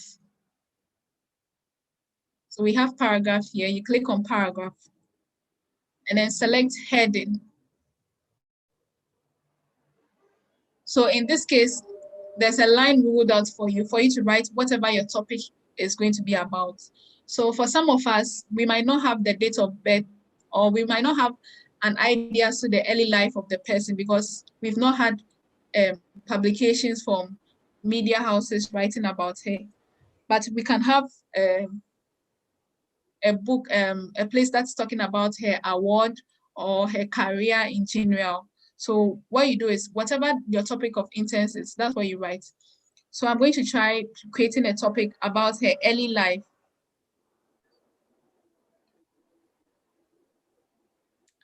And education. Can I cut in here? Yeah. Emma, with regards to your question about what did I mean by encyclopedic content, I'm going to use the introduction that Harriet gave to her article to explain.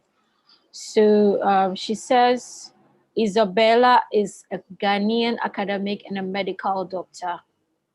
She could have said that Isabella is a Ghanaian and one of the best medical doctors in Ghana.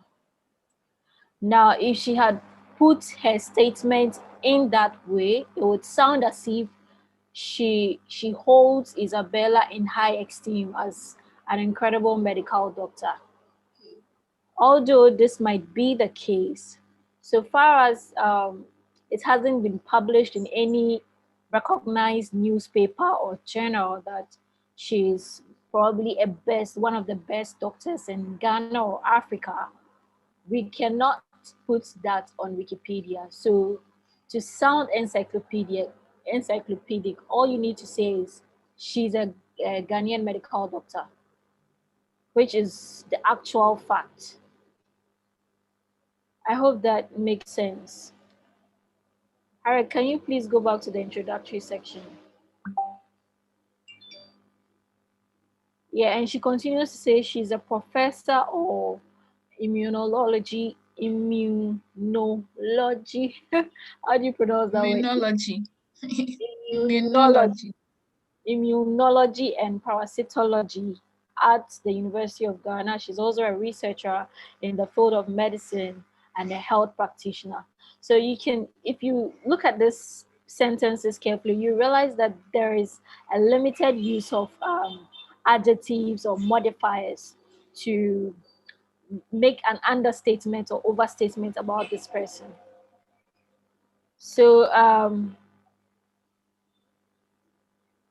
there is no specific format to introducing an entity, but if you're unsure as to how to go about it, you can search for other articles on Wikipedia, which talks about somebody in the same field of the person that you're writing about. And what I mean is that if you're writing about a medical doctor, you can Google another prominent medical doctor in Ghana and look at the format in which that person's article was written, or look at the tone in which that person's article was written, and use that same tone to write your article.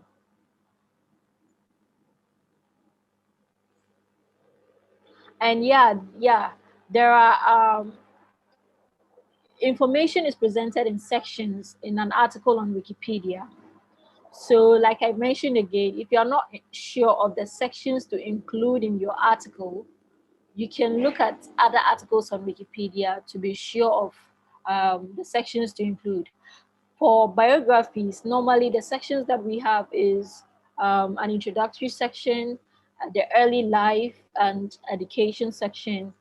You can choose to combine the early life and education section if the information that you want to provide under these sections are very small. We also have the career section, where you talk about the person's career journey and um, his current occupation. And we also have research work for academics, the research work section, where you talk about some of his or her publications.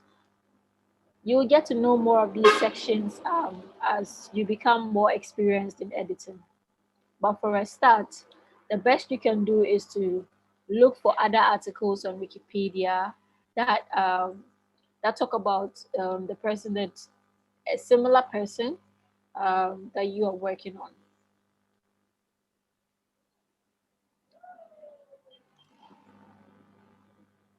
I hope this answers your question.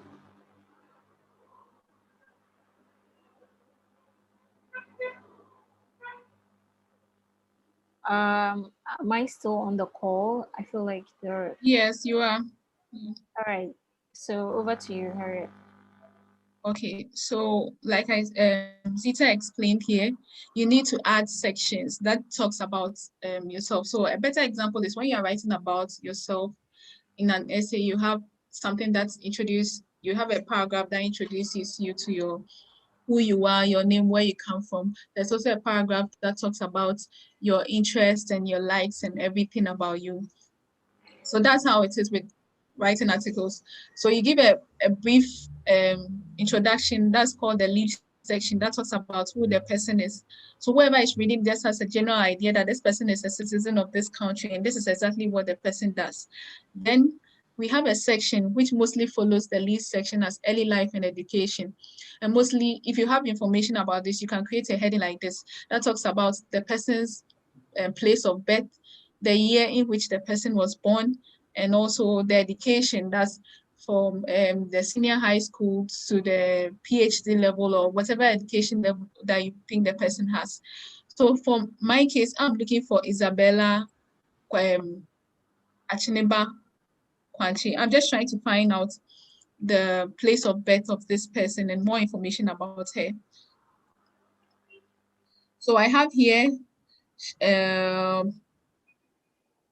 she received a PhD from LSTH and attained full professorship of immunology in 2001. This was first female director of the UG of Public Health and all.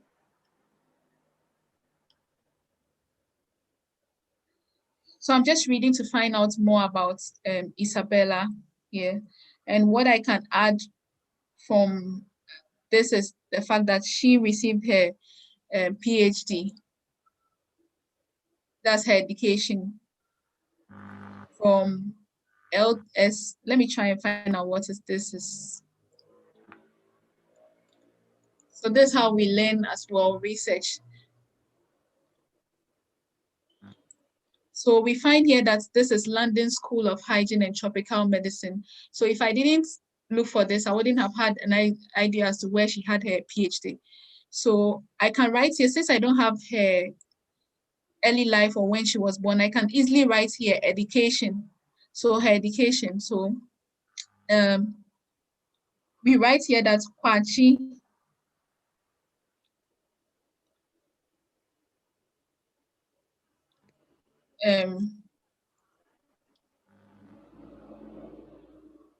acquired her PhD.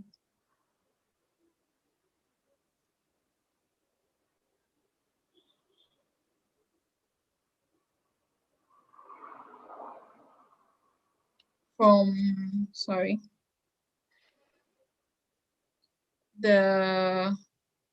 so what I'm going to do is, because the word is long, I'm just going to search for copy and paste what I have here, so I don't omit any word. So the London School of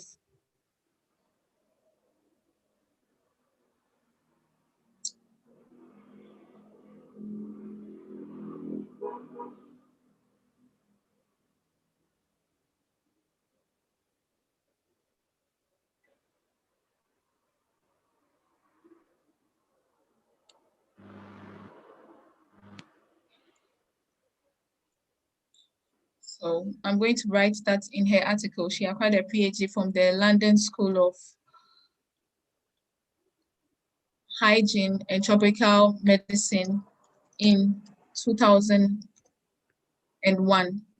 Now let's go to where I found this information from, and let's see if I did a copy and paste or whatever I wrote is the same.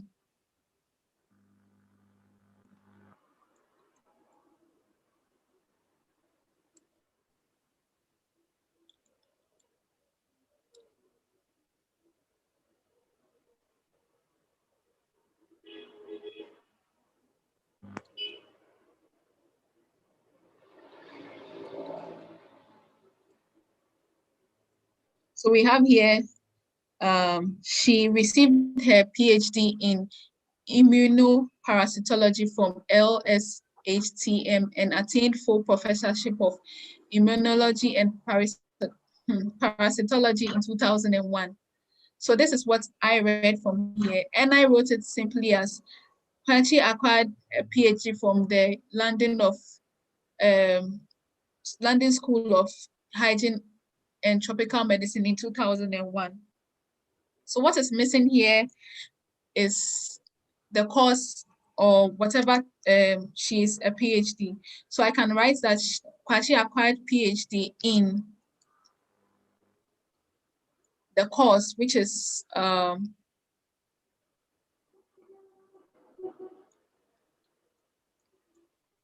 in immunoparasitology. I'm going to write that here.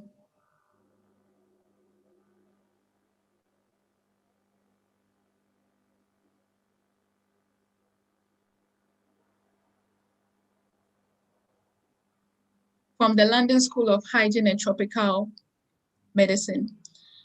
And I'm going to reference that because I need to prove that I had this from somewhere. So again, I'm going to reference by clicking on the link or copying the URL where I got the information from. And this is what is HSI journal. So that's where I'm getting the information. This is a good place to pick information from journals as well. So it's not a personal blog. It's not from Facebook. It's not from Twitter. It's not from YouTube. These are credible places for information. That's why I can pick information from there. So again, to cite, you are going to put the cursor behind the punctuation. You click on cite and paste the URL in the box. And then you click on generate.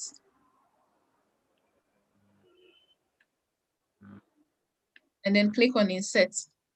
So another reference has been added to Isabella's article. What we are going to do is we are going to create a heading that talks about her award. And I'm adding that because I am well aware she has received an award based on the information I've had out there. So I'm going to create a heading by adding a heading called award. So you click on paragraph, click on heading, and then you write award there. Please note that if you come across more information about the educational background of the person that you're writing about, please feel free to add more information to the education paragraph. For the sake of time, we cannot, expand articles to, contain a lot of information, but we are only demonstrating with a little information so that you have an idea of how to go about things. Okay. So from my reading here on this website, the University of Ghana website, it states here that she received an award. So here's it. She has been awarded the 2019 Clara Sutmeg Ludlow Medal by the American Society of Tropical Medicine and Hygiene. So this is an award that she has received. So I can go ahead and mention that there. So an award. You realize that I'm not writing Mrs. or I'm not writing her titles or something. This is not allowed in Wikipedia. You just go ahead and state the person's name, and then in subsequent mentions, you don't write Mrs. or PhD or Prof. No, you just go ahead and write Kwachi or she is, or use their pronouns for them. So I'm going to write Kwachi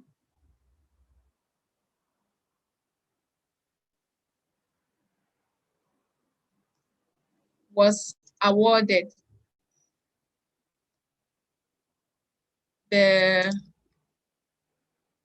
I go ahead with whatever information I have, sorry.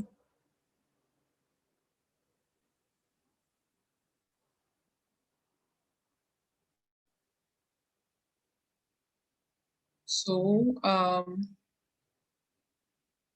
was awarded the 2019 Clara, whatever it is. I'm just going to copy and paste that because I can't change that. I can't interchange the name. It's an award. And as and how it follows, that's what I'm going to copy. So was awarded the 2019 Clara South, whatever it is, in hygiene. And in this case, I'm not going to use any other reference because I have already used the reference that I had used in the first place. So what I'm going to do is to reference this particular statement, I'm going to reuse a link that I've already used. To do that, I'm going to put the cursor behind site. Then I'm going to click on site. And you find that automatic is already there. We have manual and reuse. So in this case, I'm going to reuse a site that I've already used. And based on the numbering, I know which one I'm using. So the very first time I used this was the first reference I did. So I'm going to select this particular one, which is from the University of Ghana page. So if you are going to use a different number, which is a different website, you are going to use that. You just have to click on that link. So I'm going to click on this. And you realize that it has been referenced with this particular number, which is the first one there. And that is how to reuse a reference. Now, when you visit a page on Wikipedia, you realize that there are some blue links. So with the example of Ikuadonko, let me show you. You open and you realize that there are links in them that shows, like you have here Ghanaian, you have Ghana Freedom Party, you have Efija Kwabre district, all highlighted. And these are called links on Wikipedia. These are done so that people can have a better understanding of what they are reading about. So for someone somewhere, it might surprise you that they wouldn't even know that Ghana is a country. So if the person clicks on this link, it's going to lead the person to a page solely about what Ghana is or Ghanaian is. Or if the person will click on this link, it's going to lead the person to Ghana Freedom Party. So it's important that we introduce links to our article so that people will have a better understanding of whatever you are reading. So if we have here Ghanaian, for the sake that someone might not know what Ghanaian is, we link some of these countries, we link them, municipal, or we link all these places. So I'm going to link this Ghana. And when you select to link, what you do is you highlight the word that you are linking, you want to link. So Ghanaian, I'm going to highlight Ghanaian. And I'm going to click on the chain button here, that's link. after the A underlined, we have this sign here, which is link. So you're going to click on link.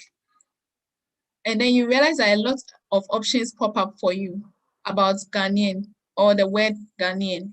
So we have here Ghana, Ghana Empire, Ghanaian people, Ghana city, Ghanaian city, Ghanaian cuisine. So we realize that we are talking about Ghana as a country. So you select the option that best suits whatever you are talking about. So I'm going to select Ghanaian, Ghana. And then immediately I select that, you realize that it's highlighted. So whoever is reading can easily access the article on Ghanaian here. So another thing I want us to highlight here is the university, because not a lot of people will know University of Ghana. So you're going to highlight it and then link it. So University of Ghana. We have University of Ghana Medical School, University of Ghana Primary School, Medical Center, and all those stuff. So I think with a course like what she studied and the university, I'm selecting University of Ghana because that's what they've written. Then we have here immunoparasitology. So for those who might not know what immunoparasitology is, I would like to link it. That's for people to have a better understanding. But there's a high possibility that there's no article on this particular word here. So let's try and see. It shows here that there's no article. So I'm just going to leave it there like that. But sometimes what you might do is you might check your spelling. Maybe it's wrong. That's why you don't have an article like that there. And then for London School of Hygiene and Tropical Medicine, I'm going to link it so that for those who don't know it can know more about the place. And luckily we have a link to that university here. So we are going to click on it. And this is selected. Another thing I want us to try linking is maybe her award. That's Clara South, whatever it is.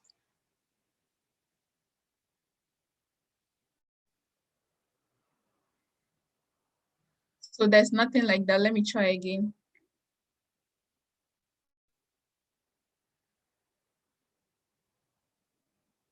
So there's no award like that. But let's try and see if we have something on American Society of Tropical Medicine and Hygiene.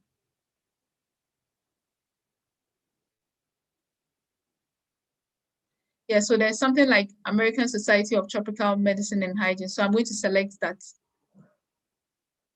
And this is how we link items on Wikipedia. We link words in Wikipedia for people to have a better understanding. When you are done, you just want to quickly go through your article to see if you've punctuated it, and then there's no grammar or spelling mistakes. Okay, and then there's not too much spacing. So what I can do is just move this up a bit.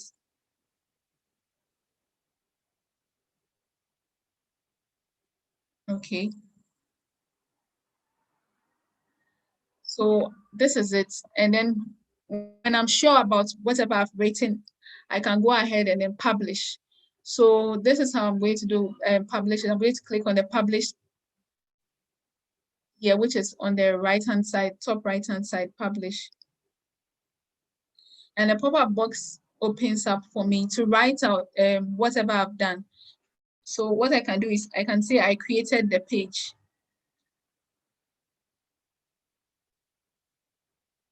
Okay. So this is creating the page. So if you were someone who just corrected a grammar, you could just write corrected grammar, or if you just did linking in the sentence, you can just write linking. So whatever change you did, that's what you write there for people to have an idea of what you did. And then you click on publish.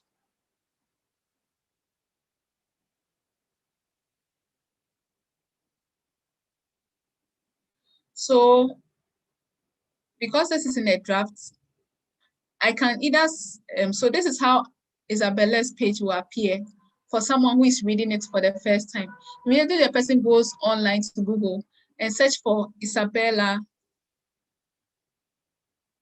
Achineba. Immediately the person, my article is reviewed, this particular article is reviewed, you realize that you will find it in your first search when you're looking for Isabella. But in this case, it's yet to be reviewed by someone. Yes. Sorry, somebody wants to say something, please. Okay. Please, can you repeat what you? I got lost, please. Okay. So what happens is there are lists. Oh, sorry.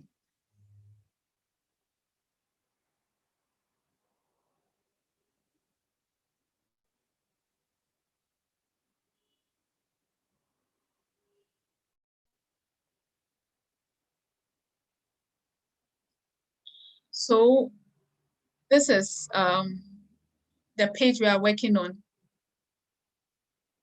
Okay, Isabella. And let's say I wrote something about Isabella here. I've read everything I've seen. I've read everything, and then I think I'm okay with whatever I've written, and I want to publish it. So what I'm going to do is, you look on the right-hand side, top right-hand side. They've written publish changes. It's written in blue. It's written in white, but has a blue background. You click on the publish changes. Immediately you click on publish changes. You have it here, publish changes. Immediately you click on publish change, a pop-up box will show for you to write whatever you've done. So if I just created the article, I'm going to write created article. If I am correcting grammar, I'll just write corrected grammar. If I added a link, I'm going to write added link or add link or something. Then after I click on publish changes, which is also on the right-hand side, as you can see, you understand? Immediately you click on publish change, the page loads for you in a full format, in a readable format.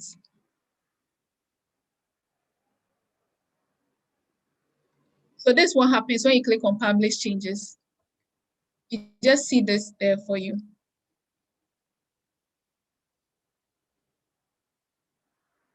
So I don't know if we are all on the same page.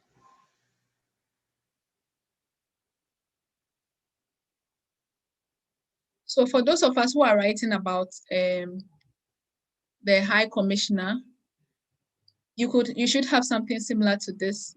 So you have here your name of the person you are writing. If it's Jane, you write Jane. Then you have something small about Jane here. So it's a Ghanaian diplomat. She's the ambassador of Ghana to Israel. So for those writing about High Commissioners, you should have something similar to this. You can use the same wording for whatever you are writing because it's been paraphrased from a website. So you can use the same wording. She's the ambassador for Ghana to whatever country she is. And then she studied at the University of Ghana. So I'm surprised this is in red because the person tried to link it and then it's in red.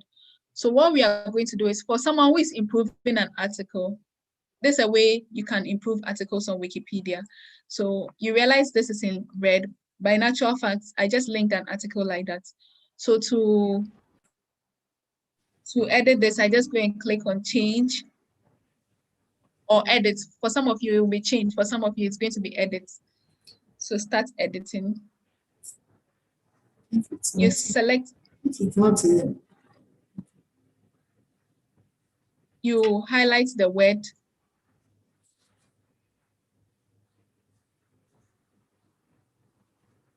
University of Ghana. So I'm wondering why this is like that. I'm going to, I just removed the red link from it. I did so by clicking on, there was a button here that shows that. So why is this not? So what you can do is to be sure why you're having this problem, you can just copy this University of Ghana and search for it somewhere. And please, I hope you can see my page. I don't know.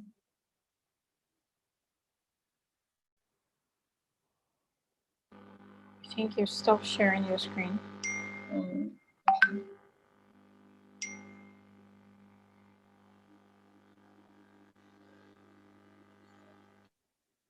But I want to believe we are all on the same page. We've all been able to publish our article.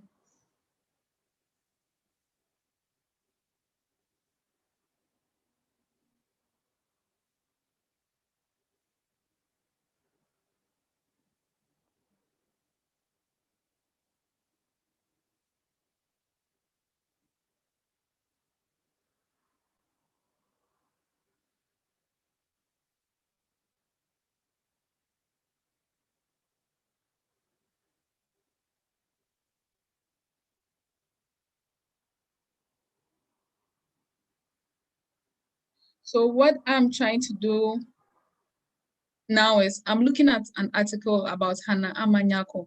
And Hannah Amanyako here is a Ghanaian diplomat. So as I was saying earlier, for those of us creating articles, you should have the same format here. If you have anything about where the person was born, you could add another section and write early life and education. But because whoever wrote this article didn't have anything aside the fact that she's a Ghanaian diplomat, that's why you have it in this small sentence, and that's all. And I can see here, University of Ghana in red link. And according to this, it means it hasn't been, it's not on Wikipedia, or there's no article on University of Ghana on Wikipedia. And this can't be because I just linked Wikipedia, University of Ghana on Isabella's article. So these are ways in which people improve articles like this, an article that has already been written. What I do is you're going to click on change. For some of you have it here as edit. So here is edit, and this like gives you a shortcut to the Microsoft way of editing. So what you do is when you click on edit, you realize that the interface changes with the tools for you to edit. You highlight the word here, University of Ghana, and then you click on the chain here, that's link. When you click on it, if there are options for University of Ghana, you'll find it there. But in this instance, there is no option like that. So that means there's something wrong with this particular sentence or word that the person has written. So what I'm going to do is I'm going to unlink this because it's in red. I'm going to unlink it. And to unlink it, I just click on the word and then select the red button here, unlink. So it removes the link. And I'm going to search for University of Ghana.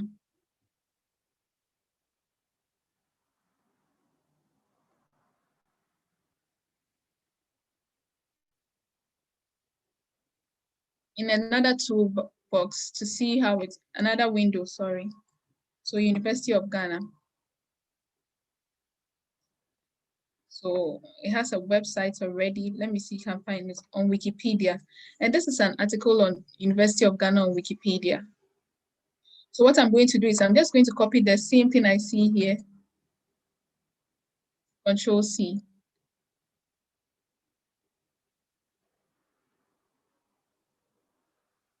And then paste it here. Let's see if it works. Control V. And then highlight this and link it. It's still not showing.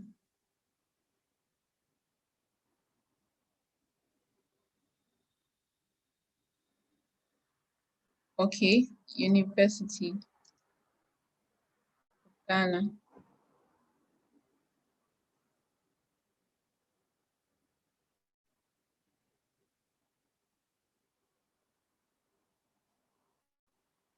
Peter, do you have an idea as to why this is happening?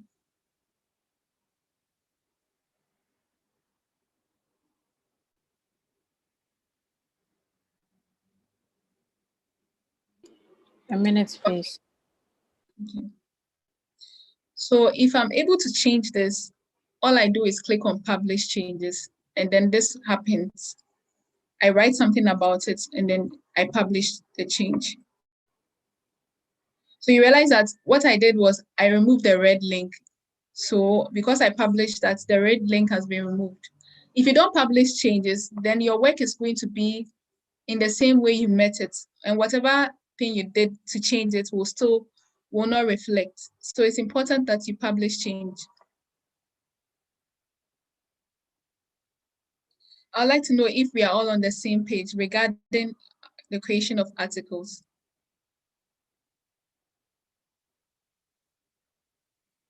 You find here that beneath her page, we have categories, and we have here living people, Ghanaian people, ambassadors.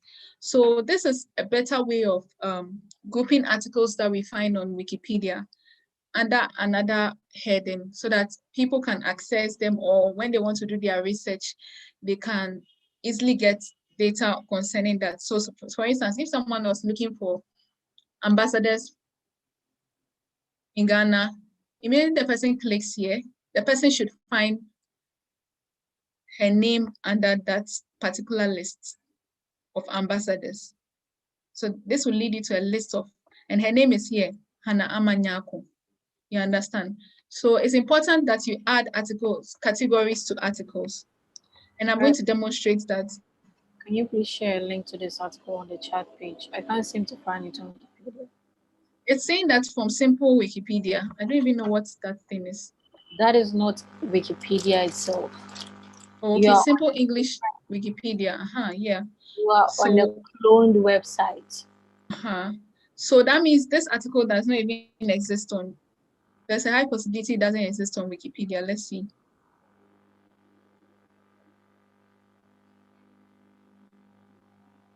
So there's no article like that on Wikipedia. So I think, Zita, am I right? Because there's no option like that popping. Let me just try Hananyako. Let's see. So we don't have anyone writing anything about Hananyako. So someone can write about Hananyako. And if you want to know how to write about articles or just brainstorm and know more to write about an article, you can look for other commissioners or high commissioners. So I can look for Hannah Tete.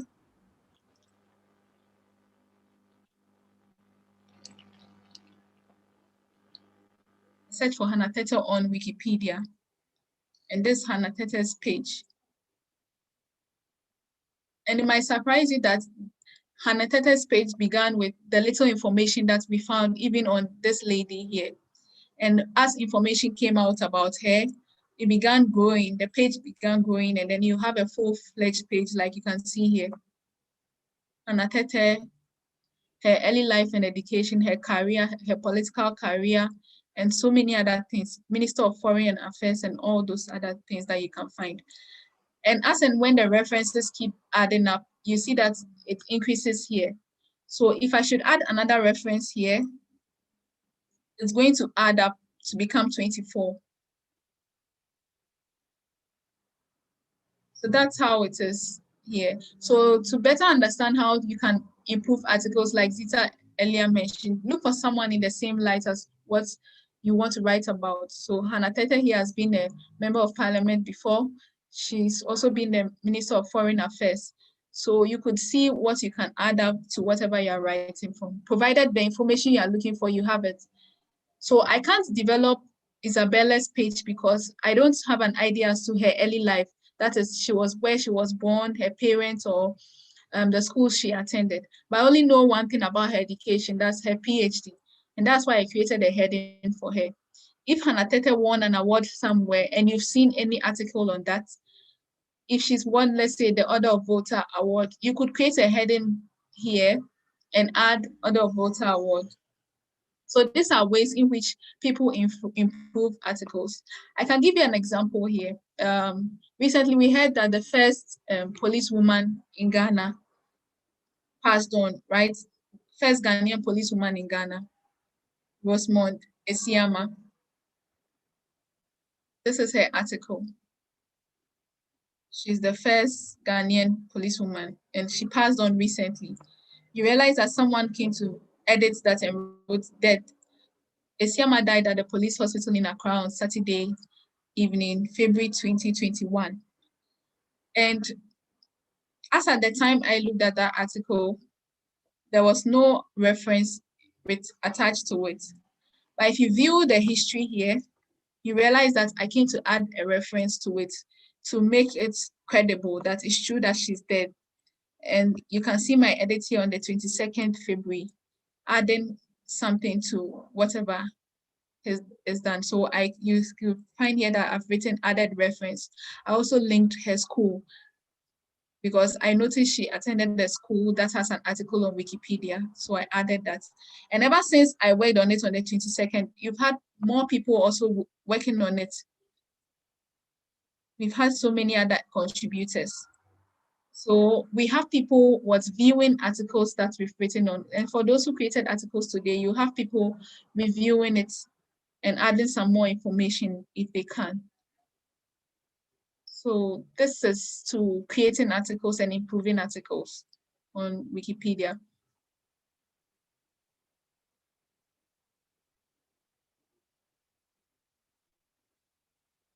I don't know if there are any questions for me, or if there are challenges I can help address. That's okay.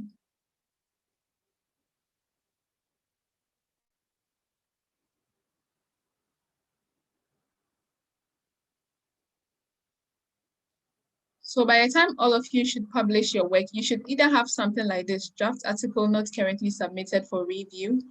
You should have something like this showing before your article actually begins.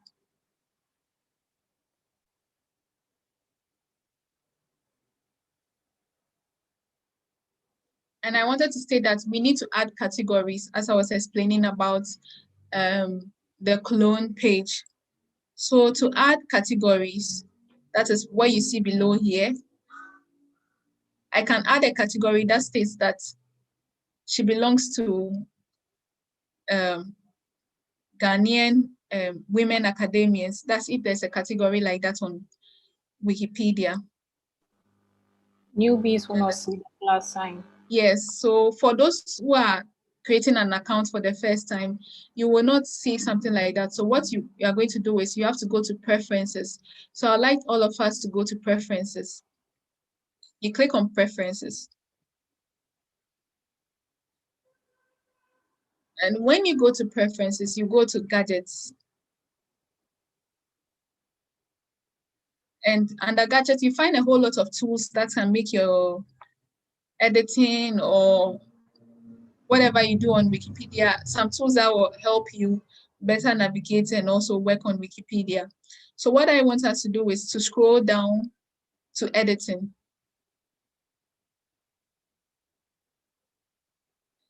And when you scroll down to editing, the fourth check is hotcuts. So check on and click on that box there, and it's going to check hotcuts for you. You scroll down to editing. You first select preferences on the top right-hand side. And then when it opens, you click on preference, and you click on gadgets. After gadgets, you scroll down to editing. And then you select the fourth option for you there.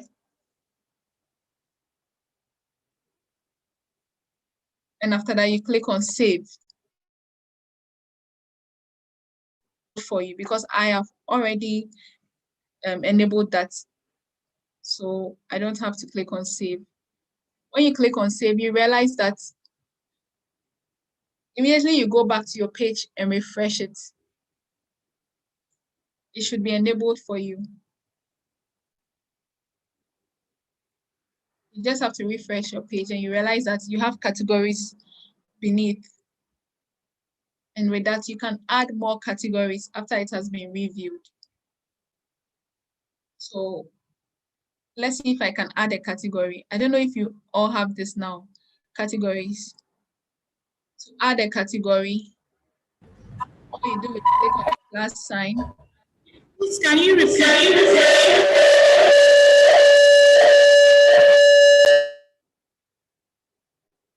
Okay, so I'm going to do that again. So to enable the tool for preferences, okay, you first have to go to enable the tool for hotcuts.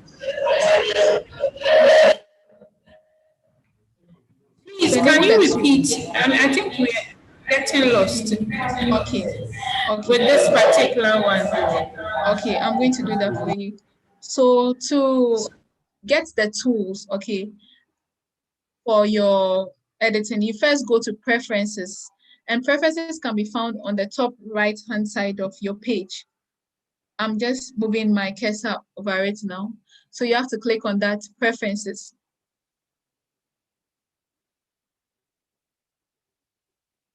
And then you scroll down. After you click on preferences, you scroll down and you find gadgets here. Immediately you click on preferences, you find a whole list here. We have user profile, appearance. So you just look for gadgets. You click on gadgets here.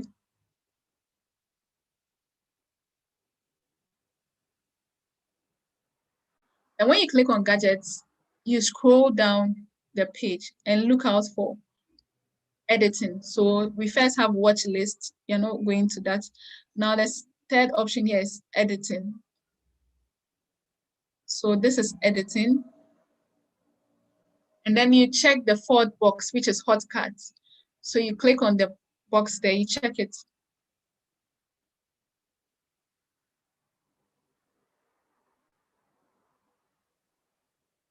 So when you check it, you realize that there's this blue background with a white mark there. And after that, you scroll down the page to save it. So you go down the page and then click on save. Because I have already checked hotcuts, I don't need to click on save. But for you doing it the first time, you have to click on save. So you click on save there.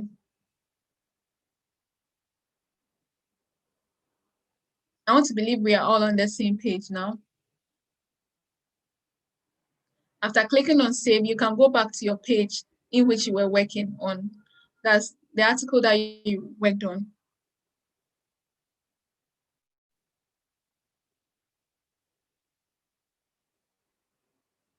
And then you refresh the page.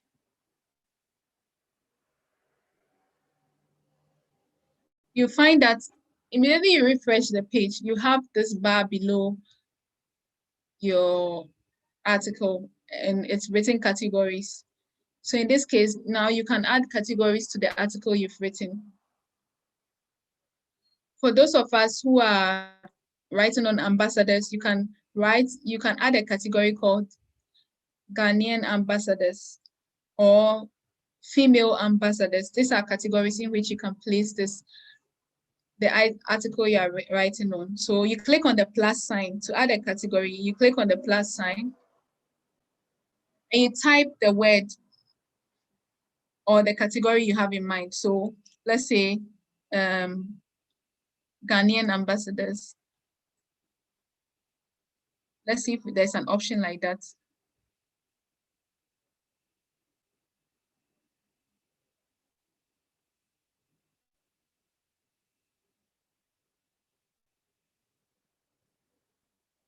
So we don't have anything like Ghanaian ambassadors. So we can all go straight to ambassadors and let's see.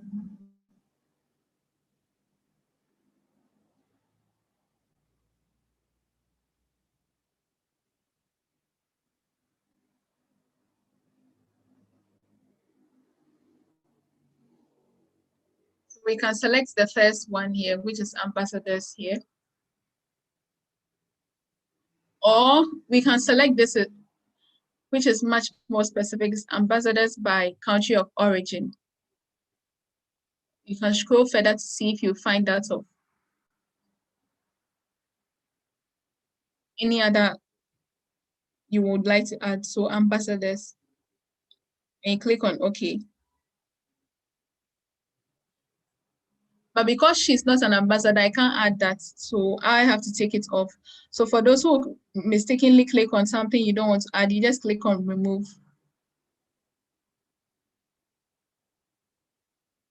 It will lead you to a page with the coding there.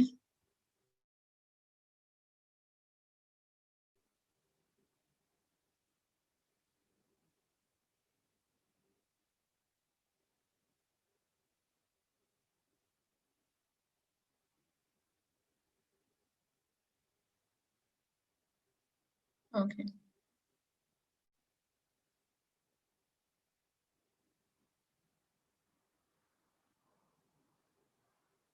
Okay, it has already been removed for me, so publish changes.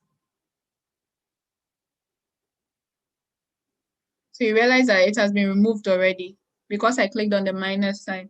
So when you click on the minus sign, it opens a page for you and you just click on publish. So it has removed, it confirms that you want to remove the category you added. So let's try something else. Let's see, another ambassador we can think of. You can add it to the category Ambassadors. people.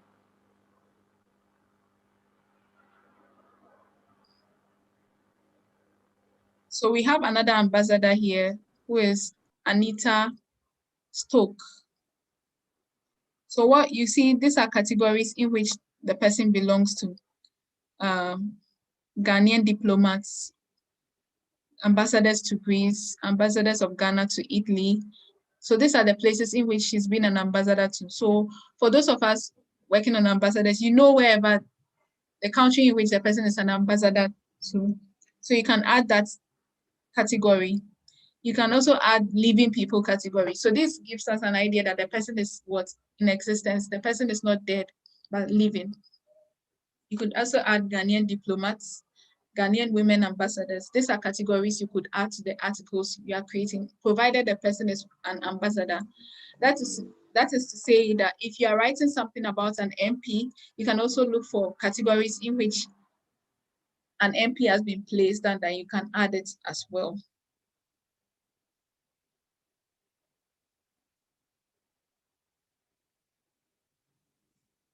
I think that's about it. I'd like you to know that as you find here, Metho, which is my editing name on Wikipedia, this is what other people know me by when I'm editing. So when you click, for you who have created an account for the first time, you realize that your name is in red. So what you can do is you can click on that red article there and write something about yourself. I wrote, I am Winthrop from Ghana. I'm an open advocate who is very passionate about volunteerism and bridging the digital gender gap. So you write something about yourself that people can know about you, and then you publish it. So this is what people will know about you when they click on this link. And you have your contributions. So you ask yourself, how do people know me? How do people get to know about me if I'm in Tafade and I'm contributing for the first time? Based on whatever you've done on this particular article that you've created, like view history,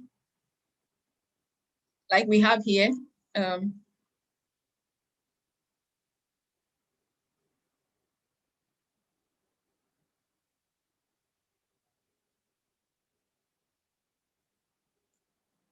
So like we have here Hannah Tete or the article I created on Isabella.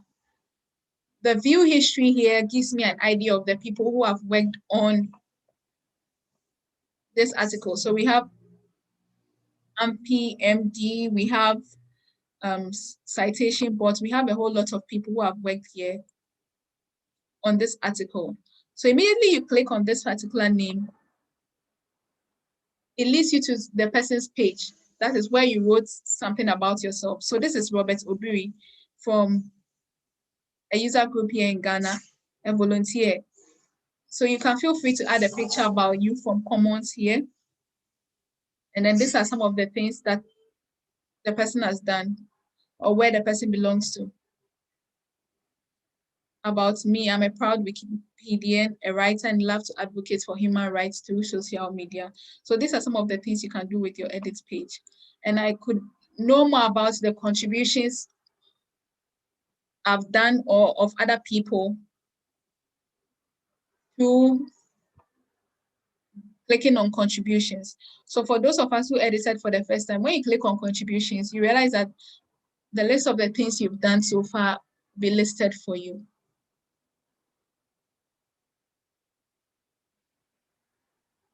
And when you click on When you go below that page, you have here articles created, edit summary, search, and all those things. So we can go here to articles created, and it will tell you the number of articles I've created since I became a user of, or I became an editor on Wikipedia. So I've had about 26 pages or so. Let me be sure. Yeah.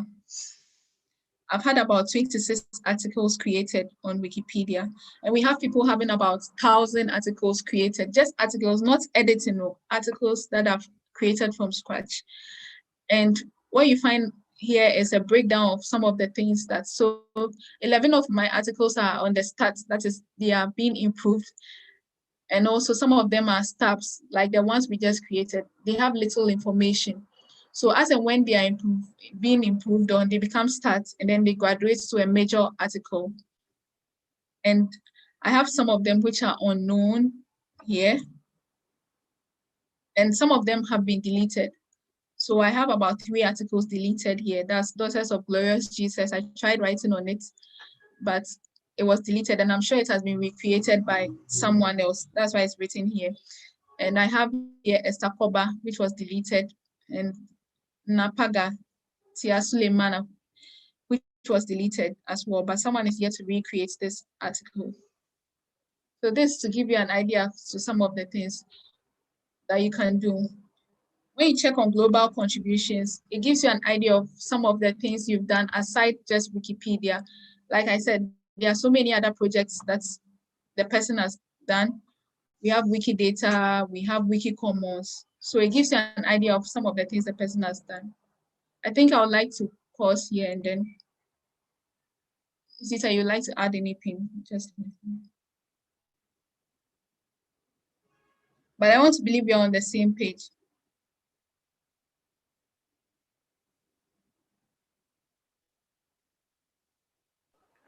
Yeah, if any of you was able to publish or submit your article, kindly share a link in the chat page so that we can review and make your articles live.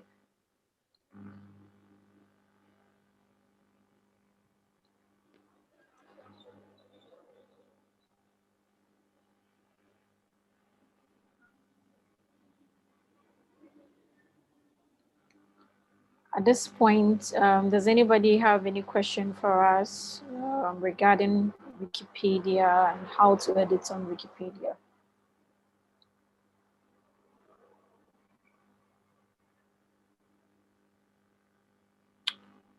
All right, if there are no more questions,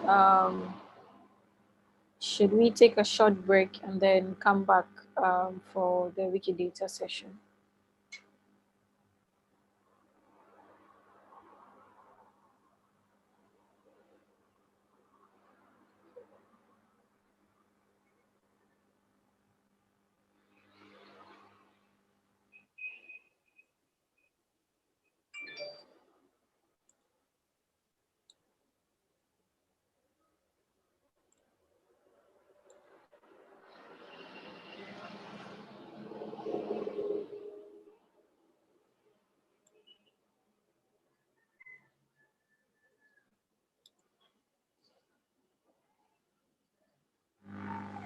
Okay, so we'll take like some 4 minutes break and return around 1:30 for a Wikidata session.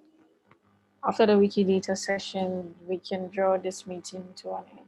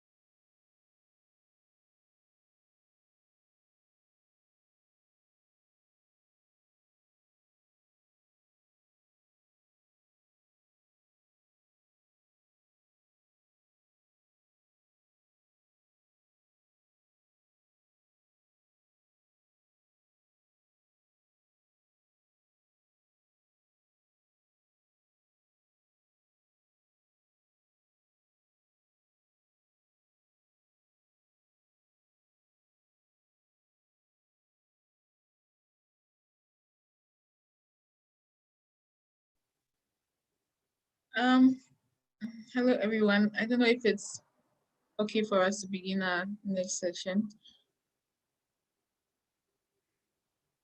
1:40.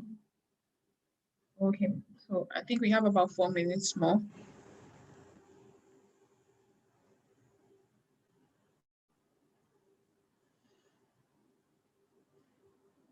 I'm happy to address any questions if you have any.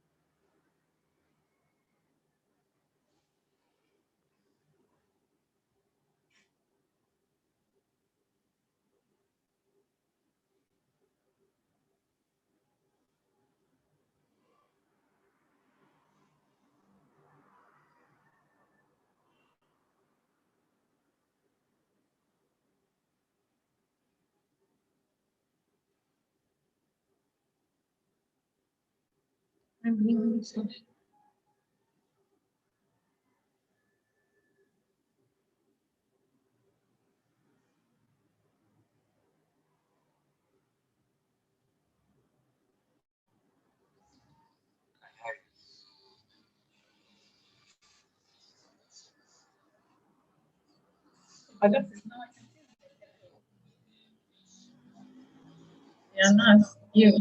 Yeah, give me thumbs up.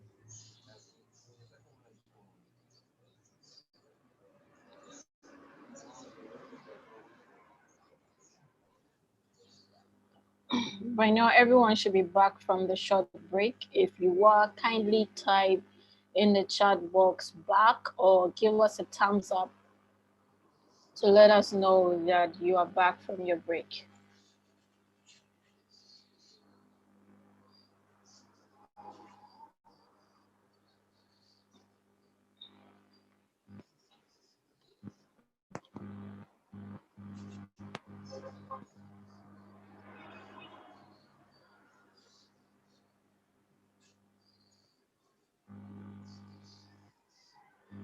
Okay, if there is no reaction, we assume that everybody is back.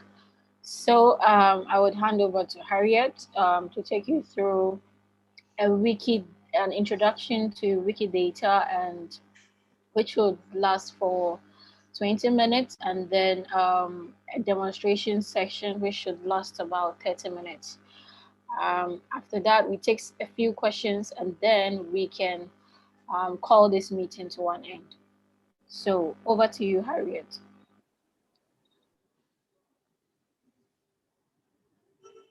All right, thanks, Sita. Yet to receive any reaction from everyone else.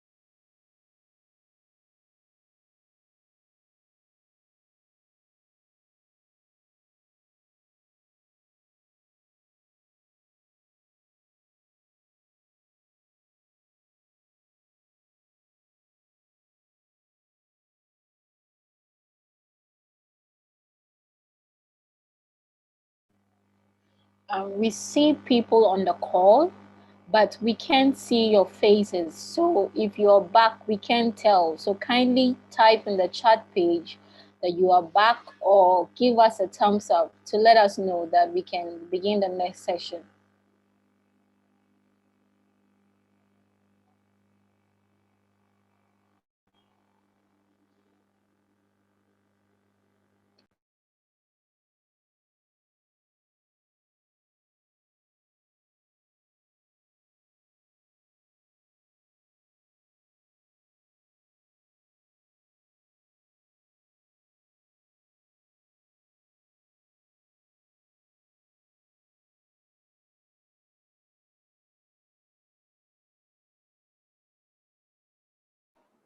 Okay, so far Amina says she's back. Thank you, Amina, for letting us know. Emmanuel, when you say okay, we're good to go, are you talking about everybody on the ground there, or you're referring to yourself? Okay, cool. Over to you, Harriet. Okay, welcome back from the break. This next session promises to be exciting. I'm going to introduce you to another project from another sister project of Wikipedia, which is Wikidata. So I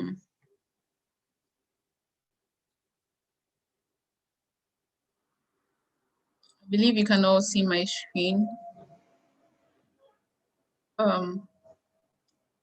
Hi again, I'm Harriet, as you already know, and I'm a Wikipedia volunteer. I've been volunteering since 2016, and I developed the passion for photography when I joined this movement because there was a contest.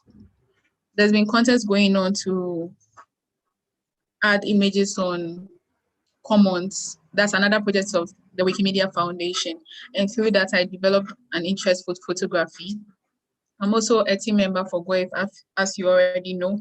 So let's go straight. I'm here to introduce you to a sister project of Wikipedia, which is Wikidata.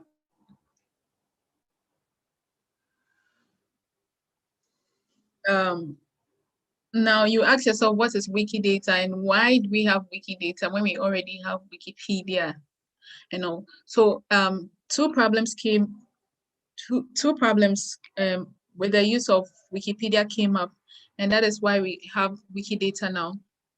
And these two problems are data, lacking triggers and repetitive work, and also the second one is inflexible ways of lateral queries of knowledge, categories and their limitations. And I'm going to explain this with this example. So we have here our current president as Nana Addo Dankwa Akufo-Addo, and this is in for the. Hello, can you hear me? Yeah, we can see I think your second slide, which says two key problems. Is that correct? Yes. So I'm explaining the first problem of data here. And what we mean by data is data that's outmoded or outdated data. So we have, for instance, the census or tenure of office. And I was trying to give an example of our current president being Nana Addo Dankwa Akufo-Addo. You find on his page that he's the president of Ghana since 2016. And then he won the 2020 elections. So he's our current president. But in about 8 years' time, he might not be the president of Ghana. And in this case, there's a need to change this particular data. So if this is not changed, as in his tenure of office, then it's going to remain that he is the current president of Ghana, and which might not be so. The other problem too is, or the other example I could give is the population of Ghana. So if you go on Ghana's page on Wikipedia, you find that probably the population there is reflecting the last census that we have in Ghana. So we might not have an up-to-date census as to the population of Ghana now. And this is data that is outdated, because if you are conducting a query or you are conducting a survey, or you need the right information at hand to be able to do this. So some of these problems, these are some of the problems we had with Wikipedia, that is data, and also lacking triggers. Now we find that with the example I gave with Akufo-Addo, if no one is moved to check on his article and say, oh, let me correct this, then it's going to remain that he's the current president of Ghana in about 8 years' time. And as we said earlier on, Wikipedia can be found in so many languages. So don't be surprised to see that Akufo-Addo's article is written in French. It's also written in Twi, because we have a Twi Wikipedia, we have an Ewe Wikipedia, we have the Dagbani Wikipedia. So all the 300 plus languages that we find on Wikipedia, don't be surprised to find an article on Akufo-Addo's in those languages. So if we change that of the English Wikipedia, it doesn't mean that that article will be changed to reflect whatever is in the French language or in the Ewe language. So there's nothing to trigger us to change it in other languages as well, unless the person has interest in it and therefore will go across to go and change it in other languages. So this brings rise to repetitive work, where if I change it in English Wikipedia, I have to go to French Wikipedia and go and change it. I have to go to Ewe Wikipedia and go and change it. It's quite daunting for you to do for one particular article. You keep changing it like this. This is one of the major problems. The second problem we had is the inflexible ways of lateral queries. We are well aware that data is very important in our age. It's more or less like the oil. Now, with data, we are able to simulates customer feedbacks to a product, or we are able to make strategize with data. We know what to expect, or so many things that we can do with data. And we have a lot of information we can find on Wikipedia. And for that, we might want to conduct queries to have an idea as to what's going on. So for instance, we say most of the content that we have on Wikipedia are mostly male content, or the, little biographies on women and all. How did we come about this? It's because of the query that we conducted, or the query that we did. But with Wikipedia, it's sometimes very difficult to conduct queries. You want to know the number of MPs who belong to MPP and are Catholics or are Christians. We created an article here, and then we had that, oh, Hannah Tete is a Christian. She belongs to this political party. It might be that another article that you create for the next politician might not have this section that states that he belongs to what, the MPP, and it's a Christian. So when you query this system, sometimes it's very problematic because you might not have all the MPs having this category that they belong to what, the New Patriotic Party, or they are Christians. So conducting a query to get information or a percentage or something about the information you have on Wikipedia was quite problematic. So there was a need for another software or another project of the Wikimedia Foundation to assist and solve this problem, which is Wikidata. So which is Wikidata? And you ask yourself, what is Wikidata?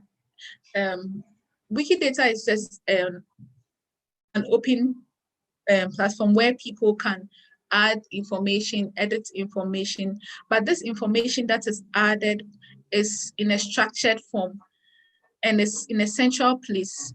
So I'm going to give an example to help you better understand and appreciate Wikidata. With Wikidata, let's just take, you have ICODE, a participant comes in and I'm like, I need help with the setup for today's program. So kindly go into the technical room and then look for the mic that we would need, or the pen that we'll need, or the memory card that we'll need to record and store this information from. So in this case, I've given the participants direction as to where to go. And when the person goes there, the person is going to find a label. This is the technical room. And when the person goes into the technical room, the person is going to find, if items are in the storage section, there's a storage section. If there's display, there's a display section. So that whatever item the person is looking for, the person knows where to find it. And this is how Wikidata is. Things are stored in a central place. There's a central storage, and everything that is found there is labeled such that it's very easy for you to find that item. And because it's in a central place, you don't have to go looking. And I could liken Wikipedia to be to this scenario where a participant comes in, and I just tell the participant to go to ICODE and search for the mic that we'll use for today's program, the LCD that we'll use for the projector, anything that we need for today's program. So in this case, if we are having about 100 rooms in ICODE, then that means the person has to go in each room, section. And this is how sometimes Wikipedia can be. You might find the information there, but if you need, like, to be able to query the system or to be able to find a particular information there, it's quite difficult. So this is what Wikidata is. Wikidata is an open knowledge base that can be read and edited by both humans. It acts as a central storage for the structured data. Like I said earlier, data there is structured. Everything has a label, and it's in a central place where you could find, and it supports the other projects as well. That's Wikipedia and the other projects.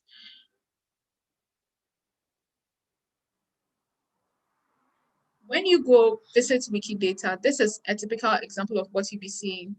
We have here Douglas Adams, and I'm going to show you something soon. So just give me some few minutes.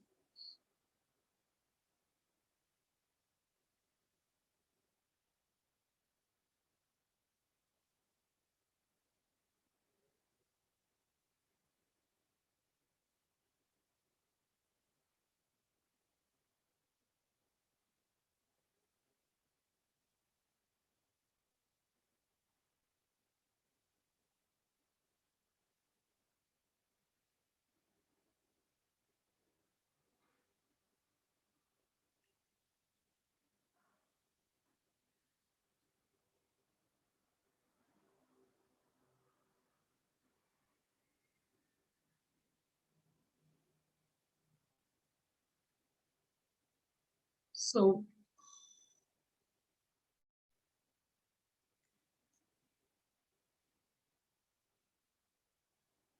this here is the Wikipedia item for Douglas Adams. And you have here a lot of text that tells you who Douglas Adams is. He's an author, a screenwriter, a humorist, satirist, and all you see is text. This is an example of a Wikipedia item on Douglas Adams. And you can find here his early life and education. That talks about his date of birth, his education here, his writing, that's his career. I think movies he's acted also, and computer games and projects, personal beliefs and activism. These are some of the things you can find on Douglas Adams. When you go on Wikidata, this is Douglas Adams, and you can find every information that you saw here on Douglas Adams here. So we have here Douglas Adams being an English writer and a humorist. And we realize that by Douglas Adams is a number in brackets, that's Q42. So on Wikidata, what makes it different from Wikipedia is that this label here, Douglas Adams, in actual fact is Q42. It has a unique identifier attached to it. This is how Wikidata operates. And this unique identifier is the number Q42. So whatever you find on Wikidata has a number attached to it. We have here he being an instance of a human being, and the image you found on Wikipedia is there. As you can see, it talks about his gender being a male, his country of citizenship, his native language, his given name, place of birth, date of birth, and so many other things, his father, mother, of which you can find in the early life section of this particular person. That talks about his parents and all other things. So this is how the interface for Wikidata is. And I would like you to take note that everything you find on Wikidata has a label attached to it. And this is how they appear, with a letter first and then a number as follows. Okay.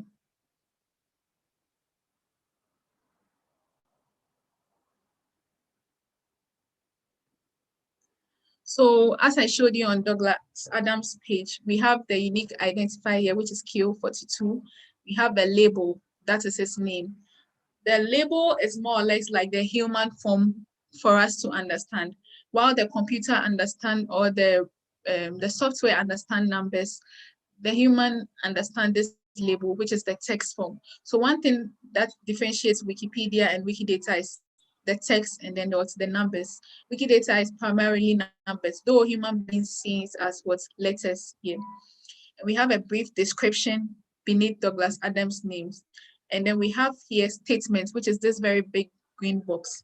I would like us to liken the statements as a paragraph in our essays. When we are writing about something, a paragraph is dedicated to talk about a specific topic or interest. And inside the paragraphs, we have so many things like a property. So a property gives you an idea of something, and whatever you write in response to the property is the value. So for instance, we want to fill a form for a passport.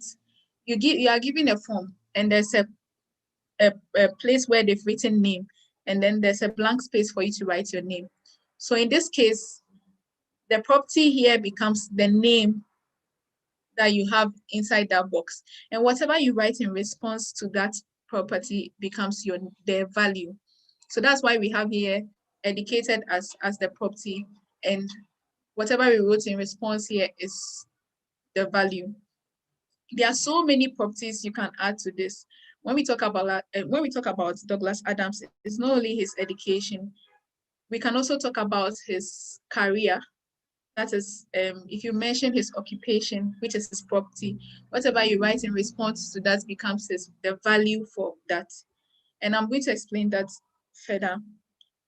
So in the end, what the computer might be seeing is Douglas Adams, Q42, was educated at P69, that's educated at, and the value, St. John's College, Q691283. This is how information is stored on Wikidata, and this makes it structured. So whoever comes here and types Q42 will just get Douglas Adams, and whoever types P69 will get educated at. That's talking about the property educated at, where he was educated. And then the school in which he schooled is Q691283. So for the example that we worked on with University of Ghana, you would find that University of Ghana is on Wikidata, and it will have a unique number attached to University of Ghana.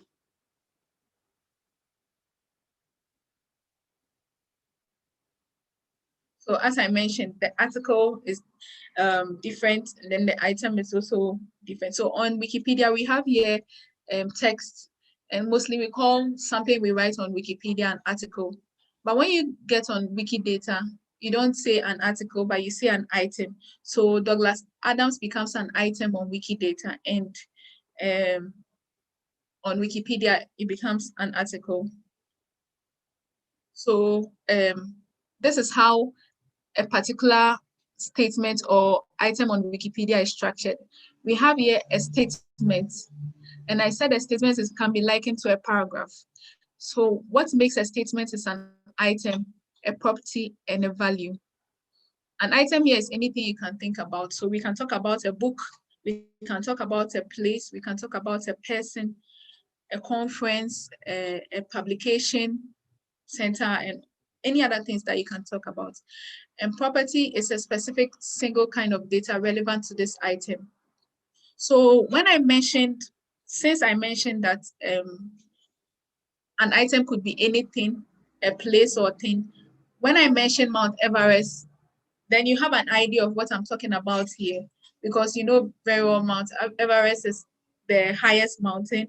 So this becomes what's a property, the highest mountain. And what makes it the highest mountain? Whatever you write in response to this property is the value. So we have here maybe the height above sea level, or the height above below sea level. That becomes the value. Okay, just like I gave the example of the passport form where you write name, and then whatever you write in response to that is your value. So if I tell you age becomes the property, and whatever you write in response to the age becomes what's your value there. So items and properties further explained. An item is described by a series of statements, each asserting a single decimal fact about it. And a property, as you can see, is a specific kind of information, like a field in a form, and it's used to describe what the data means. All this, you must bear in mind, is written in numbers, as we had Q42 being Adams. So we are going to give an example earlier on. Like I said, an item about a person would have statements about name, date of birth or death, place of birth or death, and citizenship, and so many other things. I mentioned earlier that statements can be likened as a paragraph. If you are talking about myself, I'm talking about Phoebe, I'm going to mention Phoebe. Phoebe is going to introduce herself to us, and then there's a paragraph that will talk about her likes and dislikes. A paragraph will talk about her education and how far she's come. That's how it is. So whatever you say in that particular statement gives an idea as to who Phoebe is. Okay. So this is how a statement looks like. We have an item, we have a property, and a value. So we have here human being. What can you say about a human being? You can talk about the gender. You can talk about the occupation. All these I'm mentioning are properties. And whatever we write in response to this property is the value. So we have human being being the item here. The property could be citizenship. And then whatever we write in response to the property here is Ghanaian, which is the value. And as we mentioned earlier, all these are denoted with numbers. That makes it machine readable. That makes it easier for you to query the system. So we have here Q5 being human.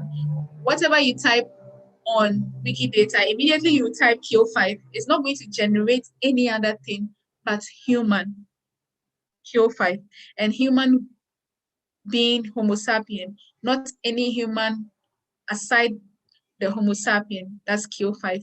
And we have here gender, which is Q290. This is not for you to learn, but it's just for you to know that behind this gender label, there's a unique identifier with this number Q290. And that is it for all the other things you can find on Wikidata. So we have citizenship as P27. We have Ghana here as Q117. You ask yourself, why is it that it's numbers? Why is that Douglas has a number attached to it? Why is it that human is Q5? Why? And then the reason is that labels are ambiguous and sometimes redundant. And we can all attest to the fact that we can have London being the name of someone, but the very first time probably we heard about London, we knew it to be a city in England, right? So if I mention London and I don't give a context, then it's very difficult to know what I'm talking about here. So with this unique identifier or with this unique number attached to it, we can differentiate London, which is a city, from London, which is a name, a personal name or a name of a hotel. So that might have London, let's say, being Q17, being the city in England, and Q18 could be London, which is the personal name for someone, and then Q20 being the hotel, that is London, which is a hotel. In this case, it's very easy for you to query the system and get the information that you have. The other reason why Wikidata runs on numbers is because it's not language neutral. The value of one cuts across all other languages. If you mention one, the value of one is that one. And so you don't need to write one as in one in English, and then you find it being a different thing in a way being two, but one is still one. So it's very easy to make meaning of what you're talking about. And also because it's not everyone that speaks English, and even our own languages here in Ghana, it's not everyone that speaks that. So it's very easy for you to stick with numbers than to stick with the letters.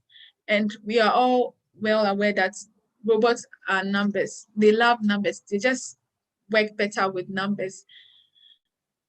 When we take our computers, we only see text and all those things, but we know very well that it's the coding, the numbers are those that programs everything for us and makes it easier for us to navigate our programs and all. So that is why we chose numbers.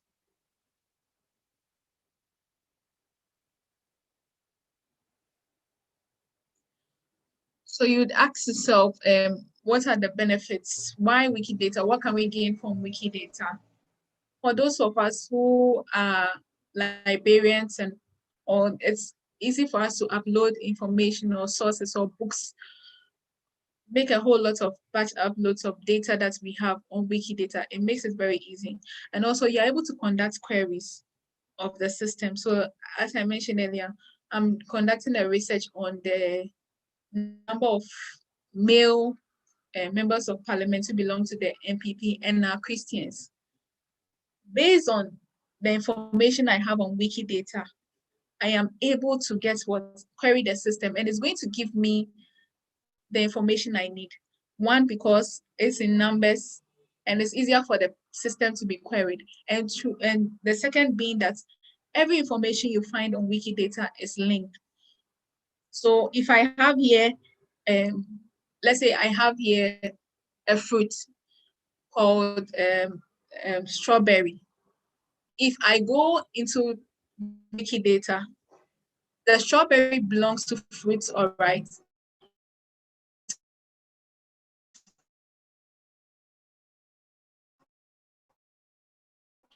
To on Wikidata,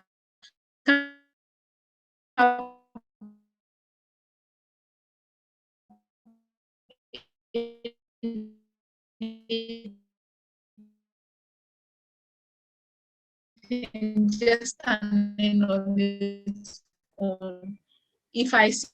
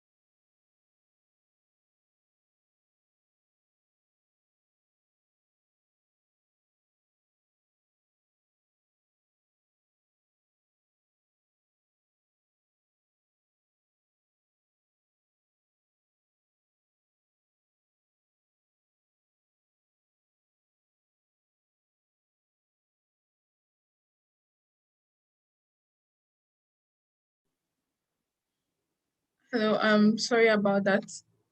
Just having some internet connectivity issues, but I hope it's not going to happen again. So every information on Wikidata is linked, and with our hands-on section, you have you better understand it. Another important benefit of Wikidata is that you get access to other knowledge bases or identifiers.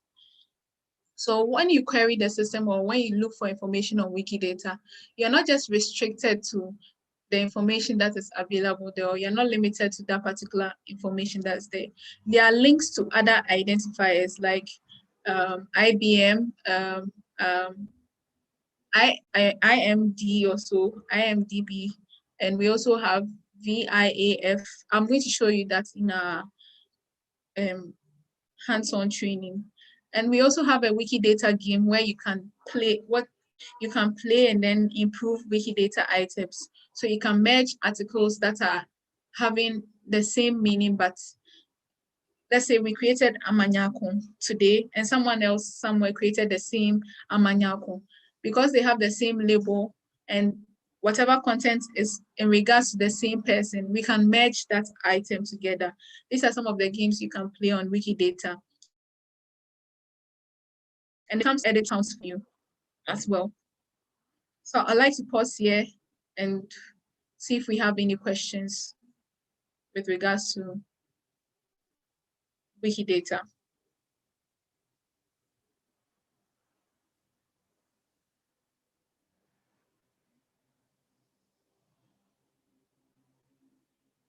Are there any questions, please?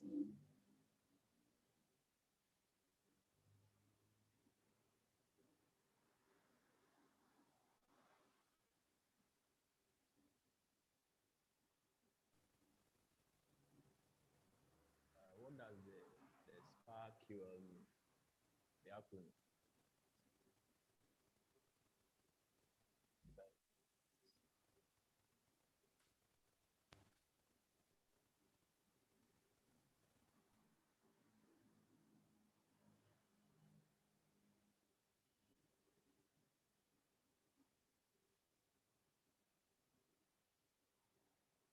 Hello?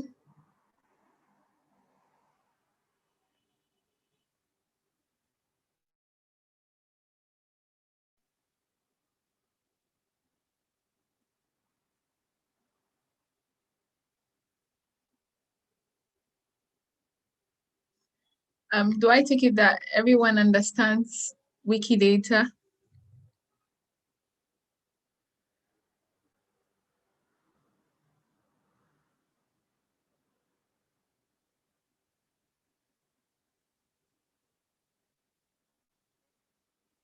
Harriet, Yes.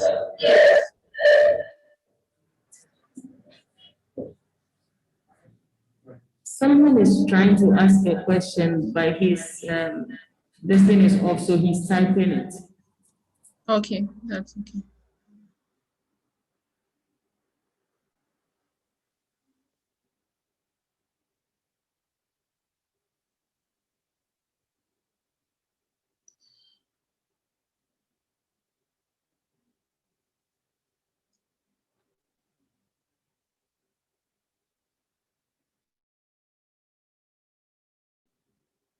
So as I was saying, on Wikidata, everything is linked. I was So you have asking, here, okay. I was asking the meaning of the acronym, where you said we can use it to conduct queries. The SPA-QL or something. Sparkle. Okay, so let me try. I've not even bothered to. So let me just quickly do that for everyone's benefits.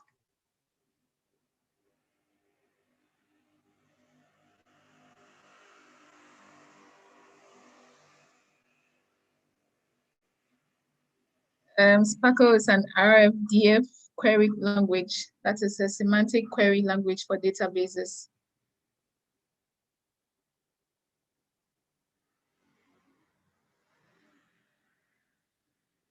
I don't know if this is enough.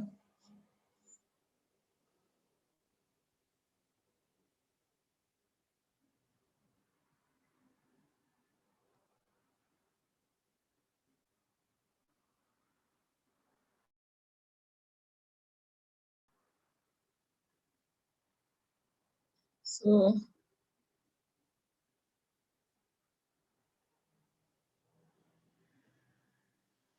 just for you to have an understanding, it's a structured query language that retrieves and manipulates data stored in RFDF, that is Resource Description Framework. That's how the Sparkle is. So I'd like to show you some of the queries someone has done.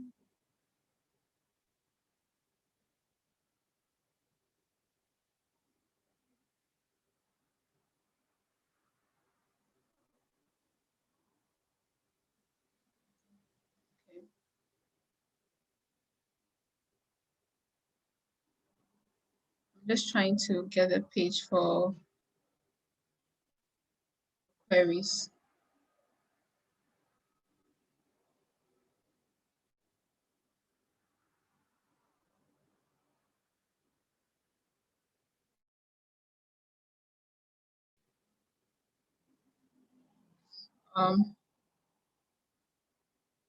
This is a sample query. So based on the information we have on Wikidata, someone was able to query the system, and then this is a map of newspapers in the United States by presence of the template that's with Infobox newspaper in their English Wikipedia article. And the red dot shows the map of newspapers in the United States here. So I think the red differentiates the forms of, or the yellow, red, and green gives you a differentiation as to the newspapers available there, and then where they are mostly used in the United States. This is also another query that talks about the map of disasters, and the colors give you the disaster type available in. So if you see red, it's disaster by tornado. The blue, the deep blue, it's more of earthquake. As you can see, based on the colors here, they give you a better description. So this is a query that was made on Wikidata, and then we have this information popping up for you as well.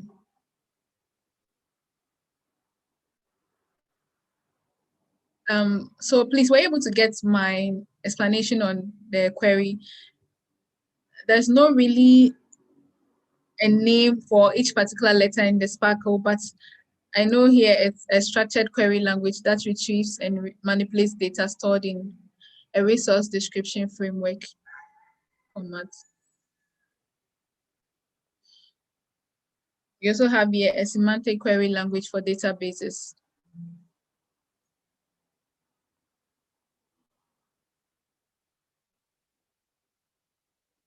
I don't know if there are any other questions as well, so that we can go on a hands-on demonstration on Wikidata.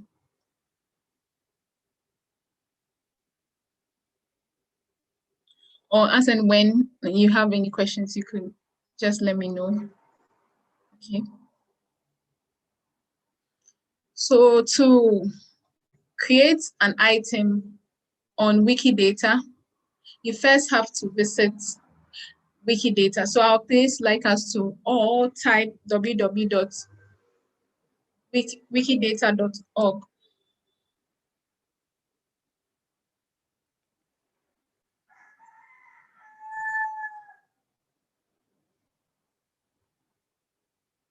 These are hands-on sections.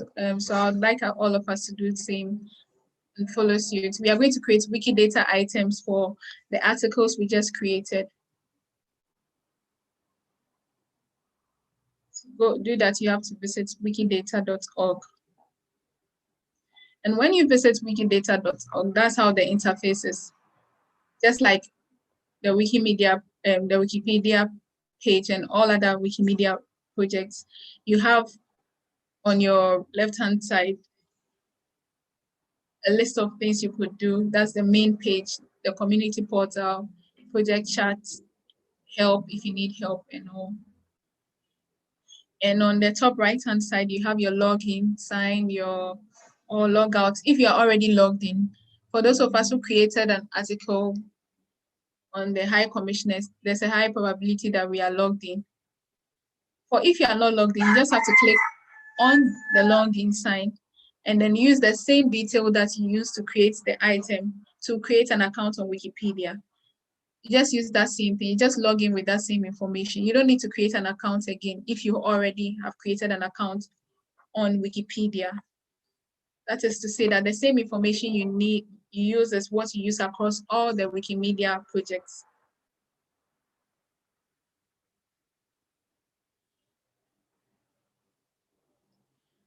So to edit on Wikidata, what you do is the name of the person you want to write on, you're going to search for the person in the button here, search Wikidata. So you're going to click and search for the person's name in the way in which you know the name is written.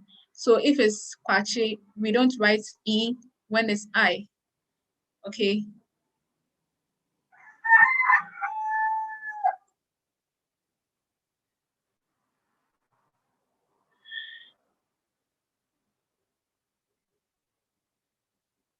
So you search for the person you are writing on.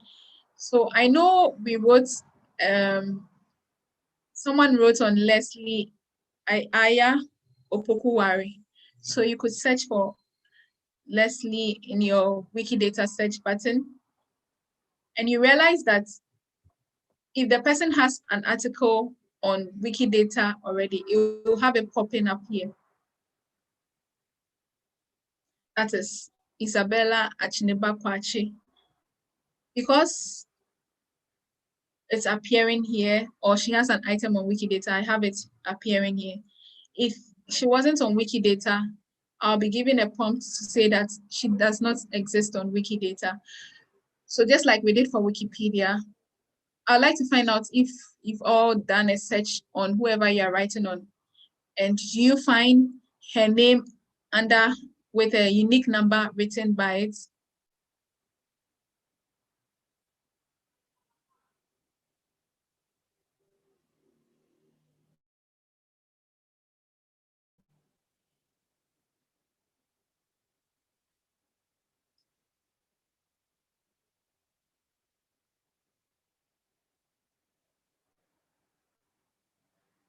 So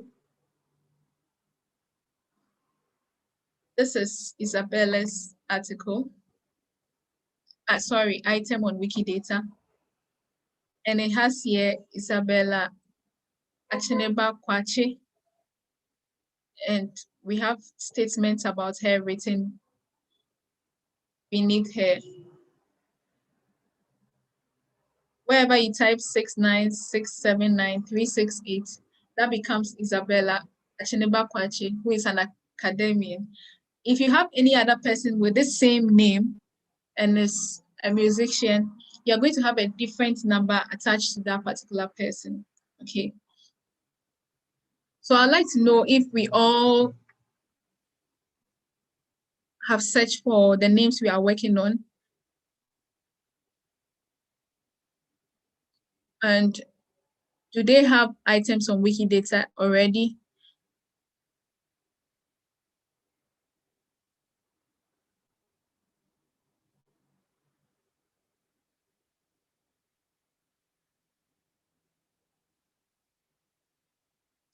So you search for Jane Gasu Aheto. Let's see if Jane Gasu Aheto has an article on Wikipedia. Let's see.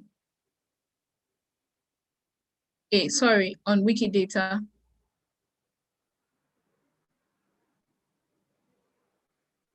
So Jane Gasu Aheto, we are going to search for Jane Gasu Aheto.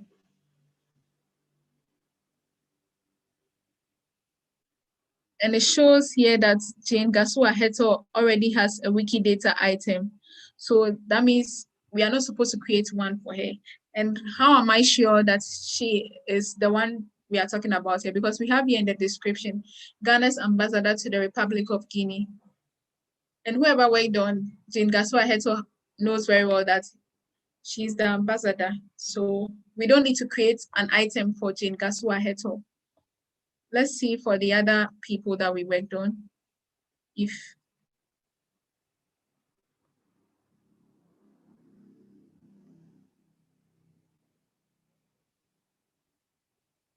Let's see if we have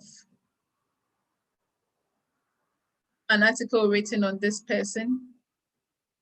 Leslie Aya Opokuwari, let's see.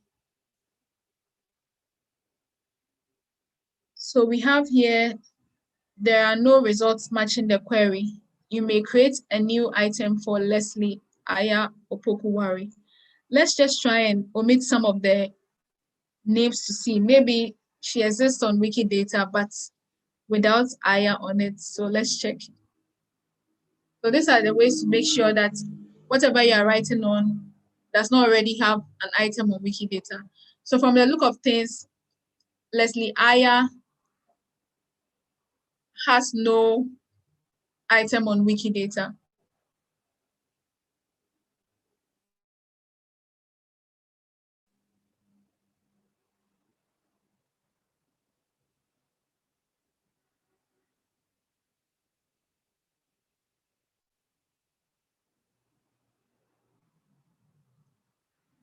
I want us to check to see if Nana Manyakon has an item on Wikidata. So we have here Ghanaian diplomat. That means Nana Manyako exists on Wikidata as well with the same image.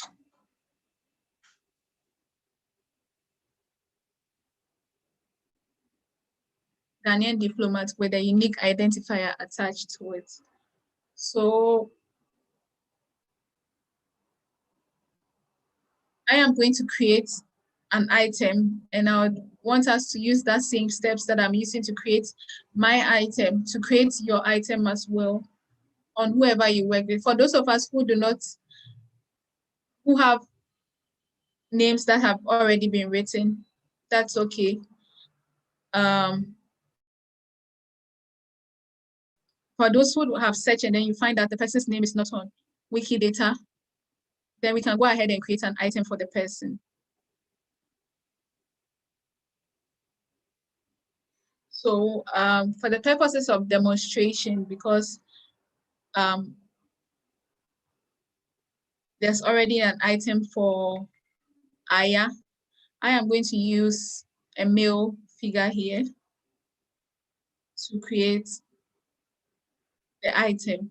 So what I'm going to do is I'm first going to search for the person I want to create on, which is Yves Hansen Norte. Let's search for Yves. And I find here that there are no results matching the query. You may create a new item for Yves Hansen Norte. So what you do is you click on create a new item. After searching for the person, you create a new item. So you click on create a new item. And you have here an interface opens for you. Please make sure the item you want to create complies with our notability policy and it doesn't already exist. I searched for it and I know very well that this person doesn't already exist. You might want to create an item about a living person. Be mindful of their privacy. Now, I am well aware that Yves Mensah is a notable person. And this is because he's an MP. I think the current MP for Tema, let me see.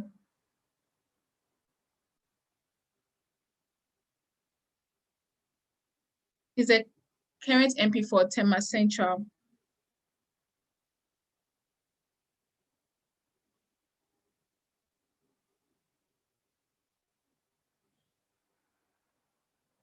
He's the current MP for Tema Central. So what I'm going to do is I have to look for more information about Yves. So as usual, you have to go searching for him on the internet. So Yves Hansen Norte, I'm going to search for him.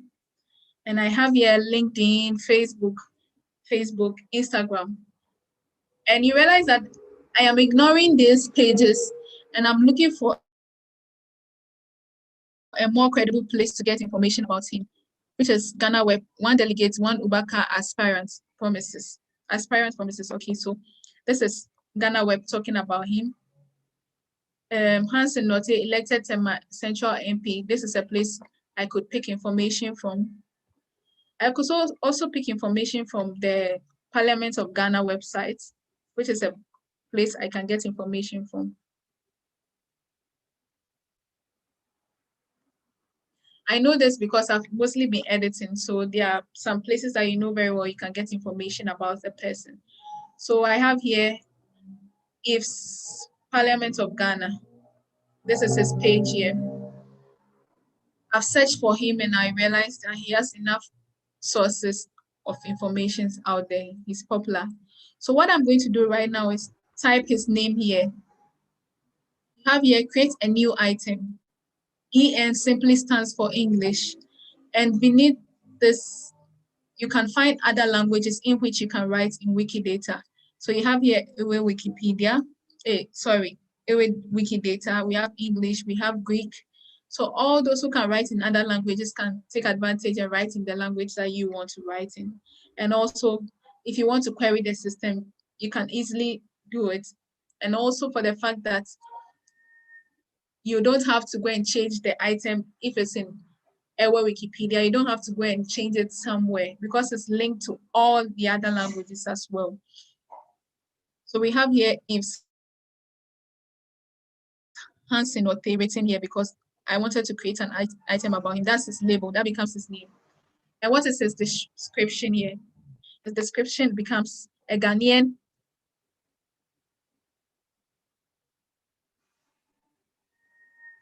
politician.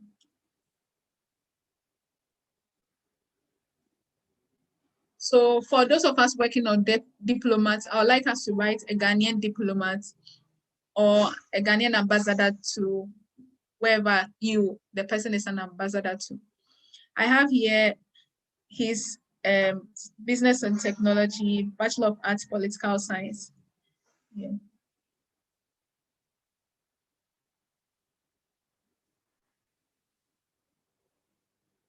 So if he's a lawyer, I can go ahead and write a Ghanaian politician and lawyer because he's a lawyer. But in this case, I know him to be a Ghanaian politician. That's what I'm going to write at that place. Ghanaian politician. And here, if I have any other name that IFS is noted by, I can write that here. So for instance, when we mention Asiedu Nketia, we are all aware he has a name called General Mosquito. So we can write General Mosquito in this section here. The same way we could write Shatawale's name here, and then write his real name as the label. Okay, so whatever name the person is noted by, you could write it there. But mind you, don't write names that the person is not happy with or is not comfortable with being called. So if you write a name, then you're invading, it's more or less like you're trampling on the person's privacy or you're calling for trouble here. So with General Mosquito, across board, we know other websites regard him as such, and they even address him as such. So that is it. And then you go ahead to create. When you click on create, you realize that a unique number has been attached to his Hansen Note's name. And this number, wherever you type it, becomes Yves Hansen Note, who is a Ghanaian politician. You wouldn't find it if Hansen Note and it will be a musician, no. So far as you type this number, we created this, and it's Ghanaian, a Ghanaian politician. Now, like I said, statements are like paragraphs you add to the person, like you write more about the person. And these are how we add statements, as I demonstrated in my presentation. To add a statement, you click on add statement below the box that you see. So you click on add statement here. And there's a pop-up that shows instance of or subclass of. So this says that class of which this subject is a particular example and member. So for instance, when I mention IFS Northe, and someone doesn't read the description here, which says he's a Ghanaian politician, whatever I write next will give an idea as to who IFS Northe is. Is he a human being? Is he an animal? Is he a book, a library, a statue, whatever it is? So this instance of here is the property. You can see in the box, they've written property. So you select property, that's instance of, and you write here that he's human.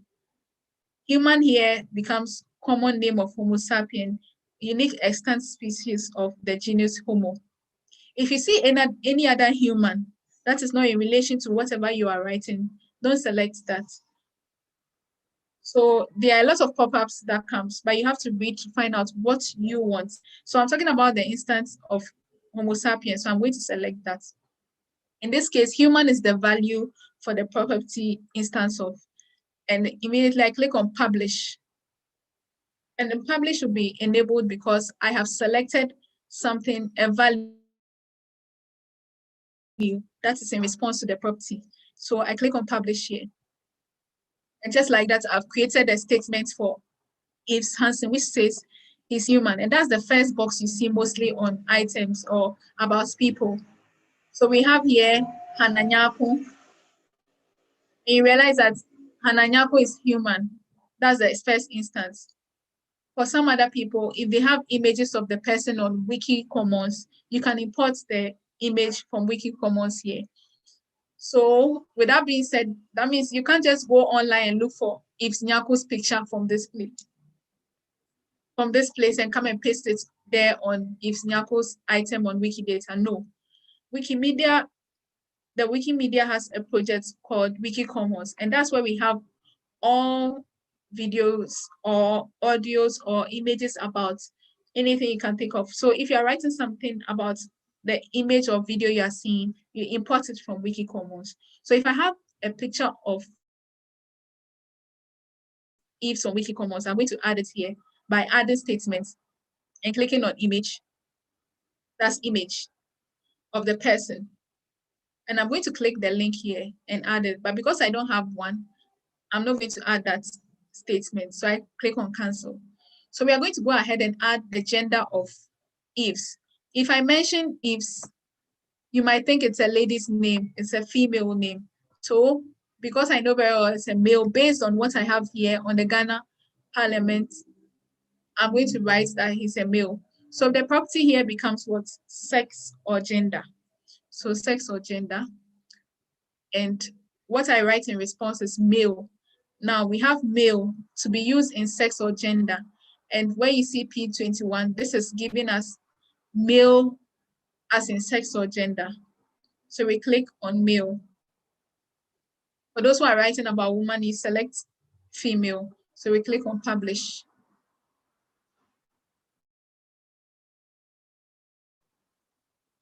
When we're young and we're asked to write about ourselves, we know how we start.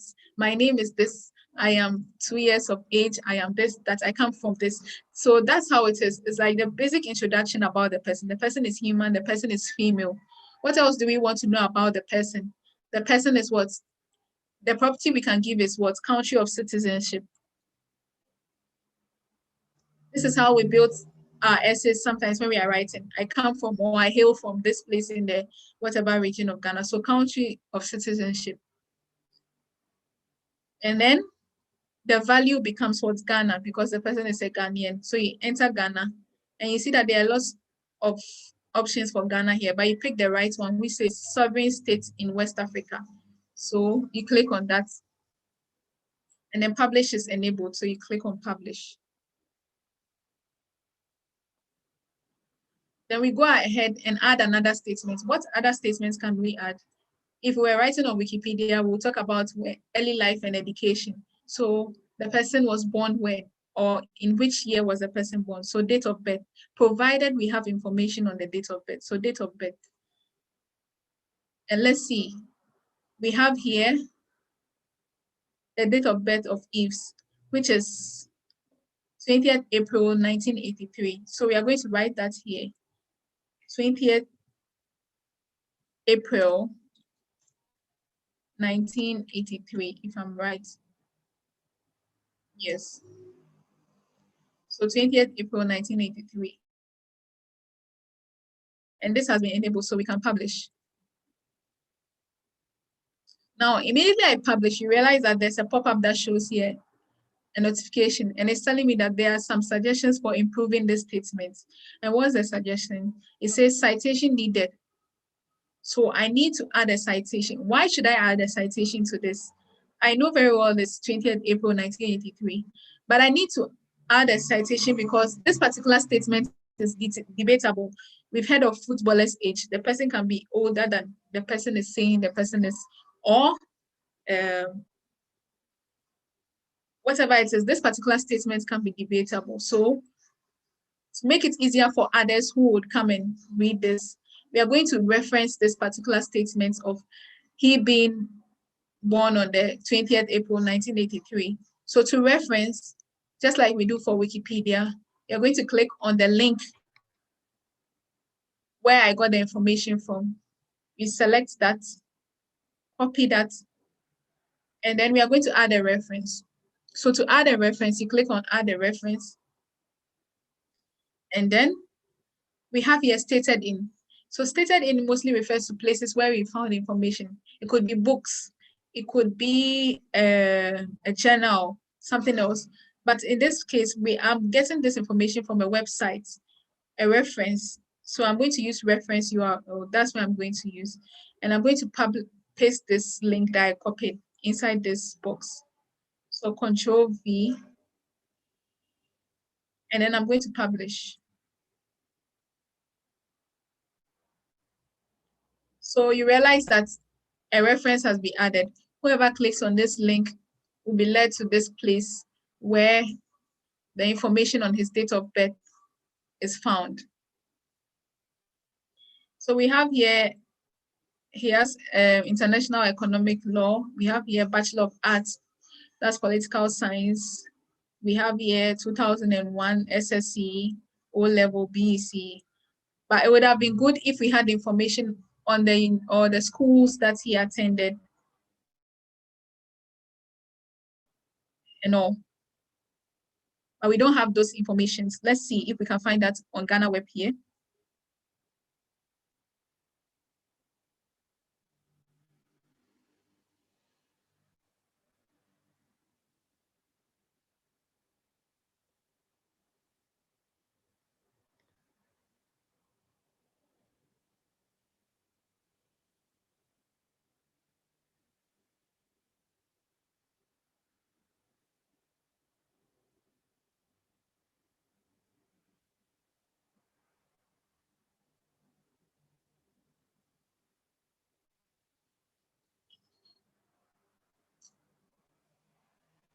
So there's not much information about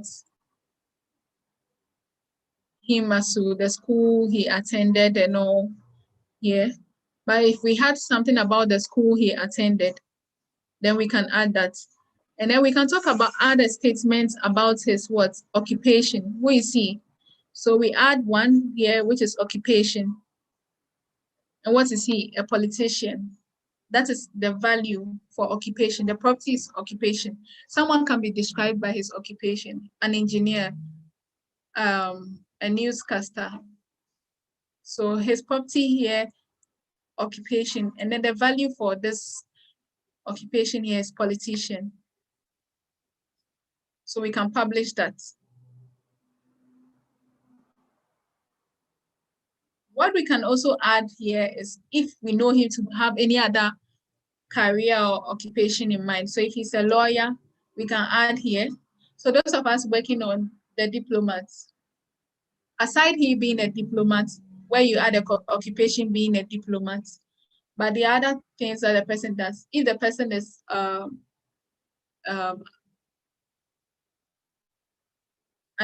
entrepreneur, you can add that. If the person is a lecturer, you can add that. If the person is a medical doctor, you can add that to this, and you can add more information on the occupation section by adding value. So for instance, if he's a footballer or I know him to be a writer, I just have to click. So to add more information on the occupation section, all you have to do is add value. Like I said, whatever you write in response to the property becomes add the value. So you're adding more value to the property occupation. So add. You click on add value, and then whatever the person is, you can add it. If the person is a medical doctor, you just begin searching for medical doctor.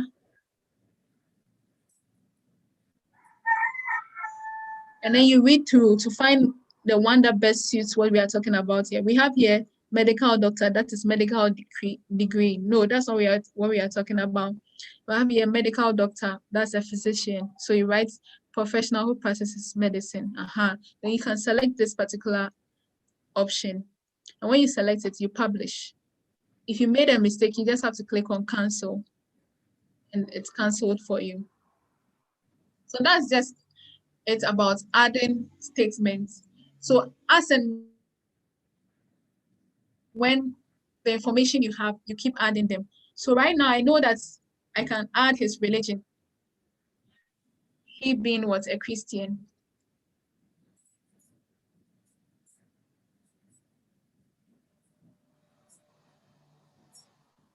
So what's he? A Christian. So I'm going to add Christian here.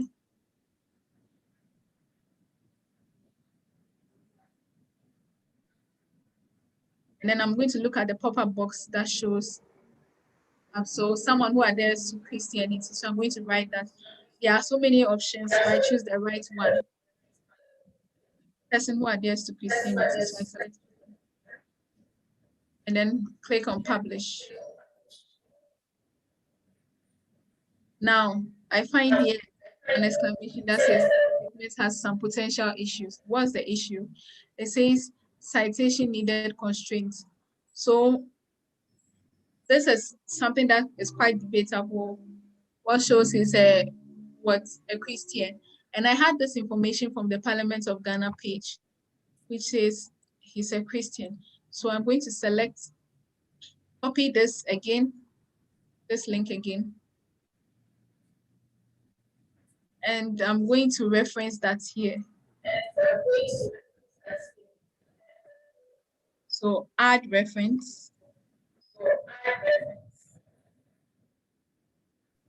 You click on reference URL because it's a link I'm adding. And then I'm going to paste this here. So publish. And a reference has been added. The issue has been resolved. Yeah.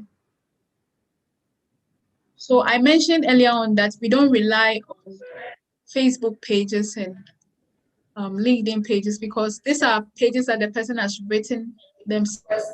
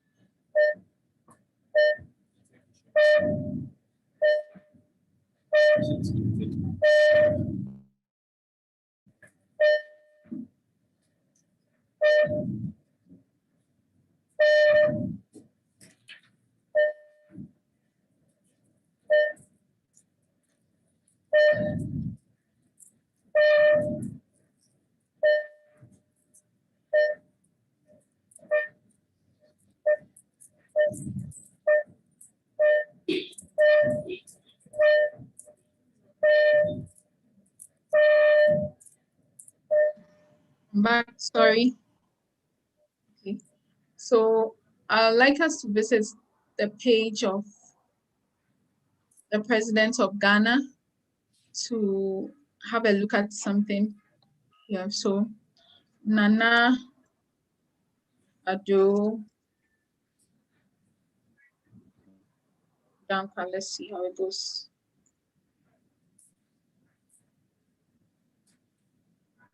See, because of the spelling and how I don't have, so we should be mindful of the spellings that we add when we are looking for someone, or else we might create an article that already exists on Wikidata. So let's try Akufo-Addo.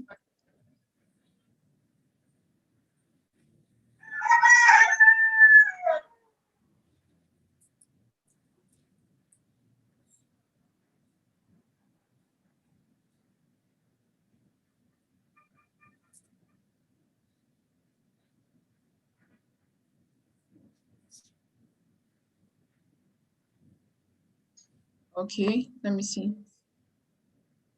Nana Akufo-Addo.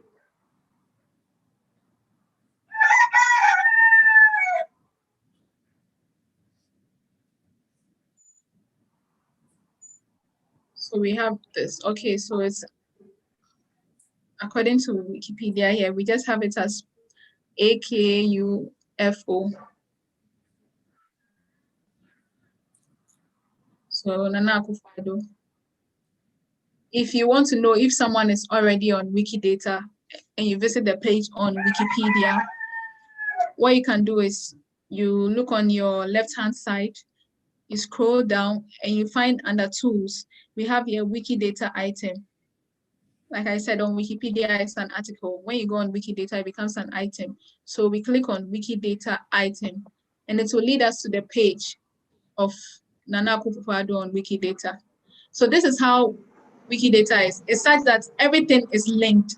Unlike this, where you have a whole lot of text which might not be linked, like we have John Dramani Mahama here, which is not linked.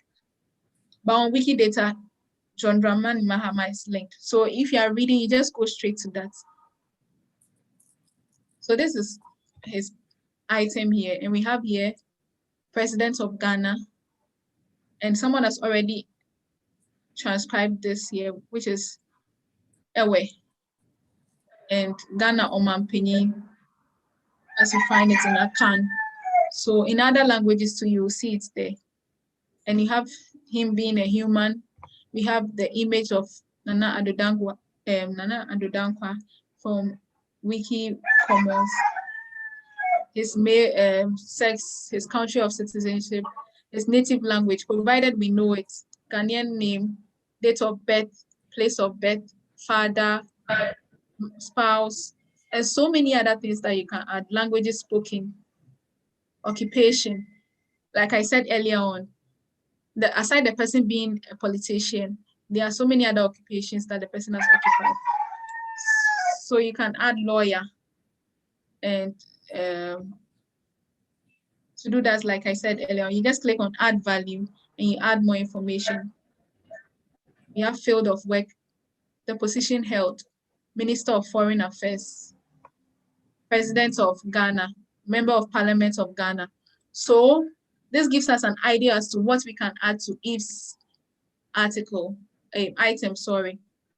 So we have here country of citizenship, date of birth.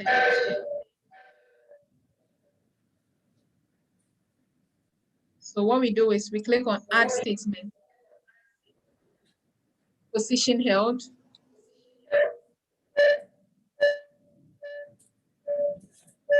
member,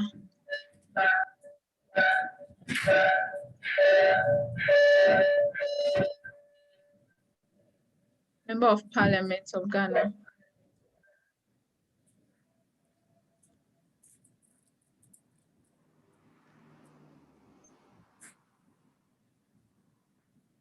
Okay, so the reason why I'm not having any pop-up is maybe there's a problem with what I'm writing. I have to ensure that it's the same thing as what I see here. So member of the Parliament of Ghana, that's what I'm supposed to write.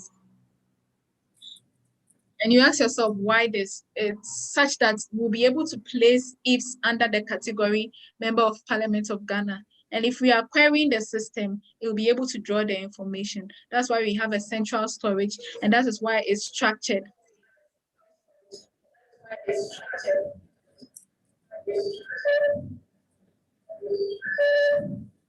Sorry. So member of the Parliament of Ghana. Yeah.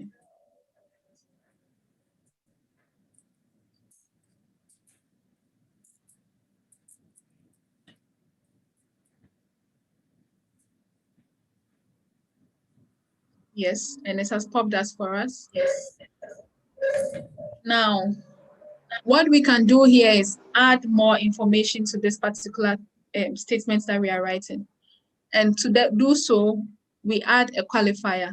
The qualifier throws more light on this, such as the tenure of office. If it's from 2012 to 2018, we would know. So what we have to do is add qualifier here. And under a qualifier here, we have another property which we can add, which is the start time.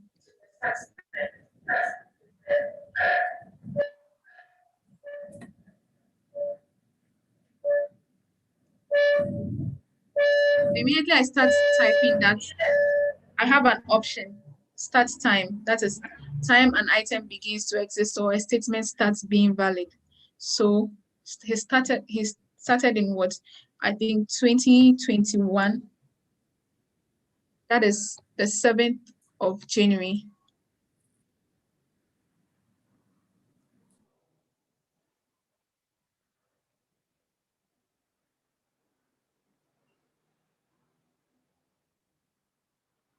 And because that's when they are sworn in to start work officially, so 7 January. That's when he started. That is what I know. But just in case, I'm not wishing for that, but just in case he doesn't end his tenure of office, I can write end time or end course. So what we do is we've written that he edits to add more information as to if he is going to end in 2024. But because we are not sure, we are not going to add that information now. But when we are well aware, we can add that information. But ideally, he's expected to end his tenure of office in 2025. That's how it is. So we can add 7 January 2021. And that's how we add a qualifier to what we are saying. So sometimes when you find other places, you have the start time, you have the end course. I just remember that we didn't add a very important thing here, which is his political party. We stated here he's a member of Parliament of Ghana, he's a politician. But one important thing about MPs are their political parties. So you add statements here and talk about his member of which party.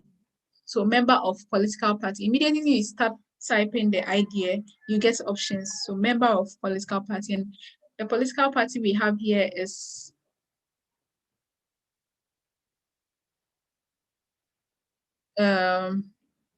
New Patriotic Party.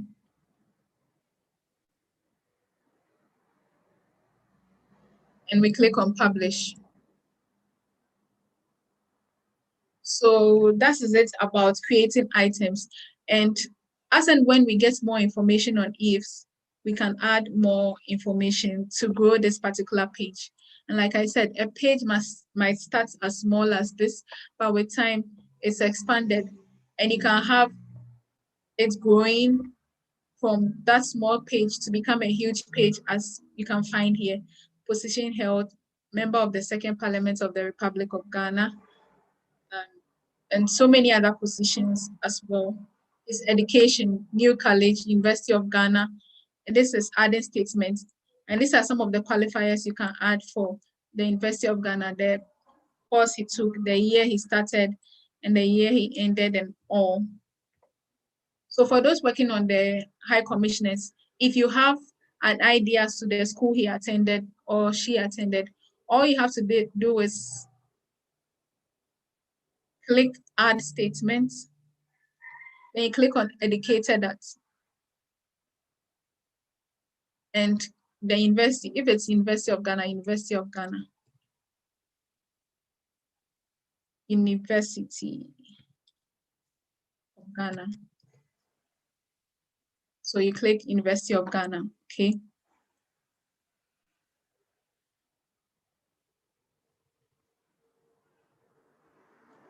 Then we can add more qualifier. He went to school. What did he do at school? What year did he join? So property is what year in which he joined or start time. It's mostly a 4-year system unless it's a medical school or it's a law school that becomes something else. So 2011. Then we add qualifier, end time. Because it's a 4-year, we are going to suggest 2015. And that's based on the information you have on whoever you are writing, end time, 2015. Then we have here, add qualifier, academic degree. So if it's a PhD, if it's a master's degree, if it's a Bachelor of Arts degree, you state by adding more qualifiers, that's academic degree. And the value here becomes what? Bachelor of Arts.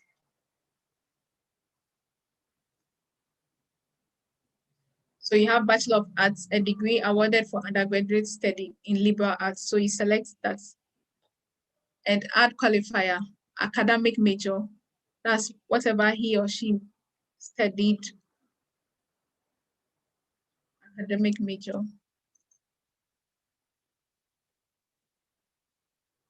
Academic major. If it's political science, political science.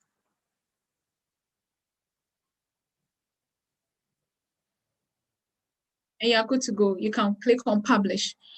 I am not going to add this because this is not in relation to ifs. So for those of you who are having information about whoever you're writing on, you can add these qualifiers to the statement educated at. And that is it for creating items on Wikidata.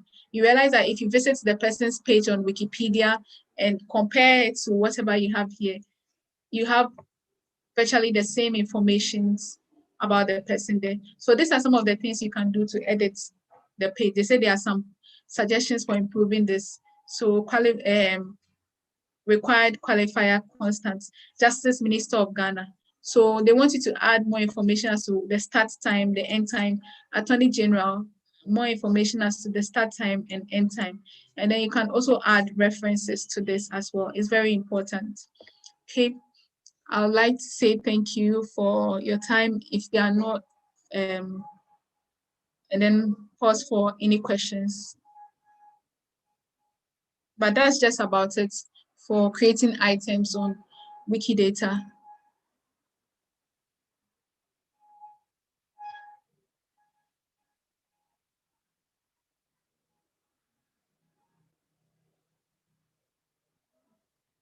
I don't know if there are questions or anyone facing a challenge or difficulty.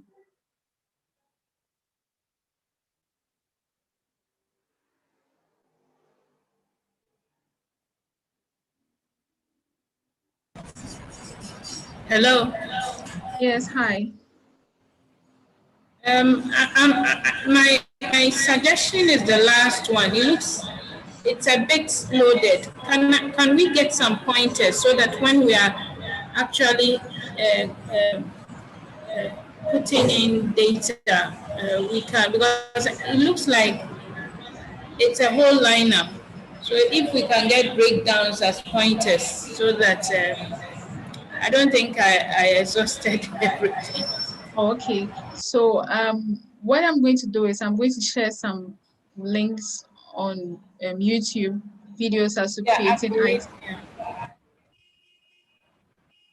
for you to go through, and that would be of help to you.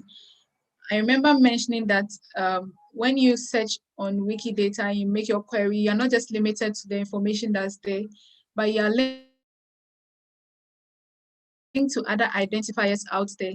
These are some of the identifiers you have here. For those of you who know VIAFID, it will show you some of the information you find. ISNI, GNDID, Library of Congress Authority, World Cards Identity Authority, ID. So if you make a query, you are not restricted. That's how come you're able to make some of the queries that I showed you earlier on about that.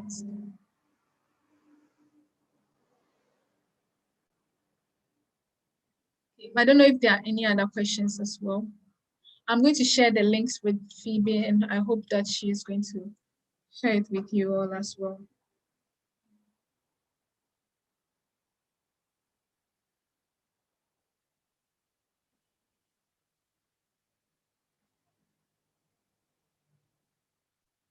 Okay, if there are no further questions, I'd like to say thank you very much for your time. It has been quite a long day, but I hope you've been able to learn a lot, and I want to believe that we would have people contributing on Wikipedia and Wikidata for the sole purpose of sharing knowledge and making it accessible to everyone out there. Thank you very much, and have a wonderful evening.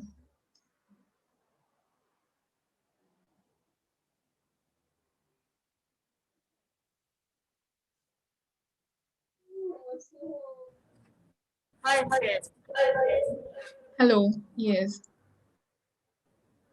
thank you very much for the training today. We really appreciate it. So we have WhatsApp response. I can hardly hear you. There's this feedback I'm getting. We have a WhatsApp platform for the participants.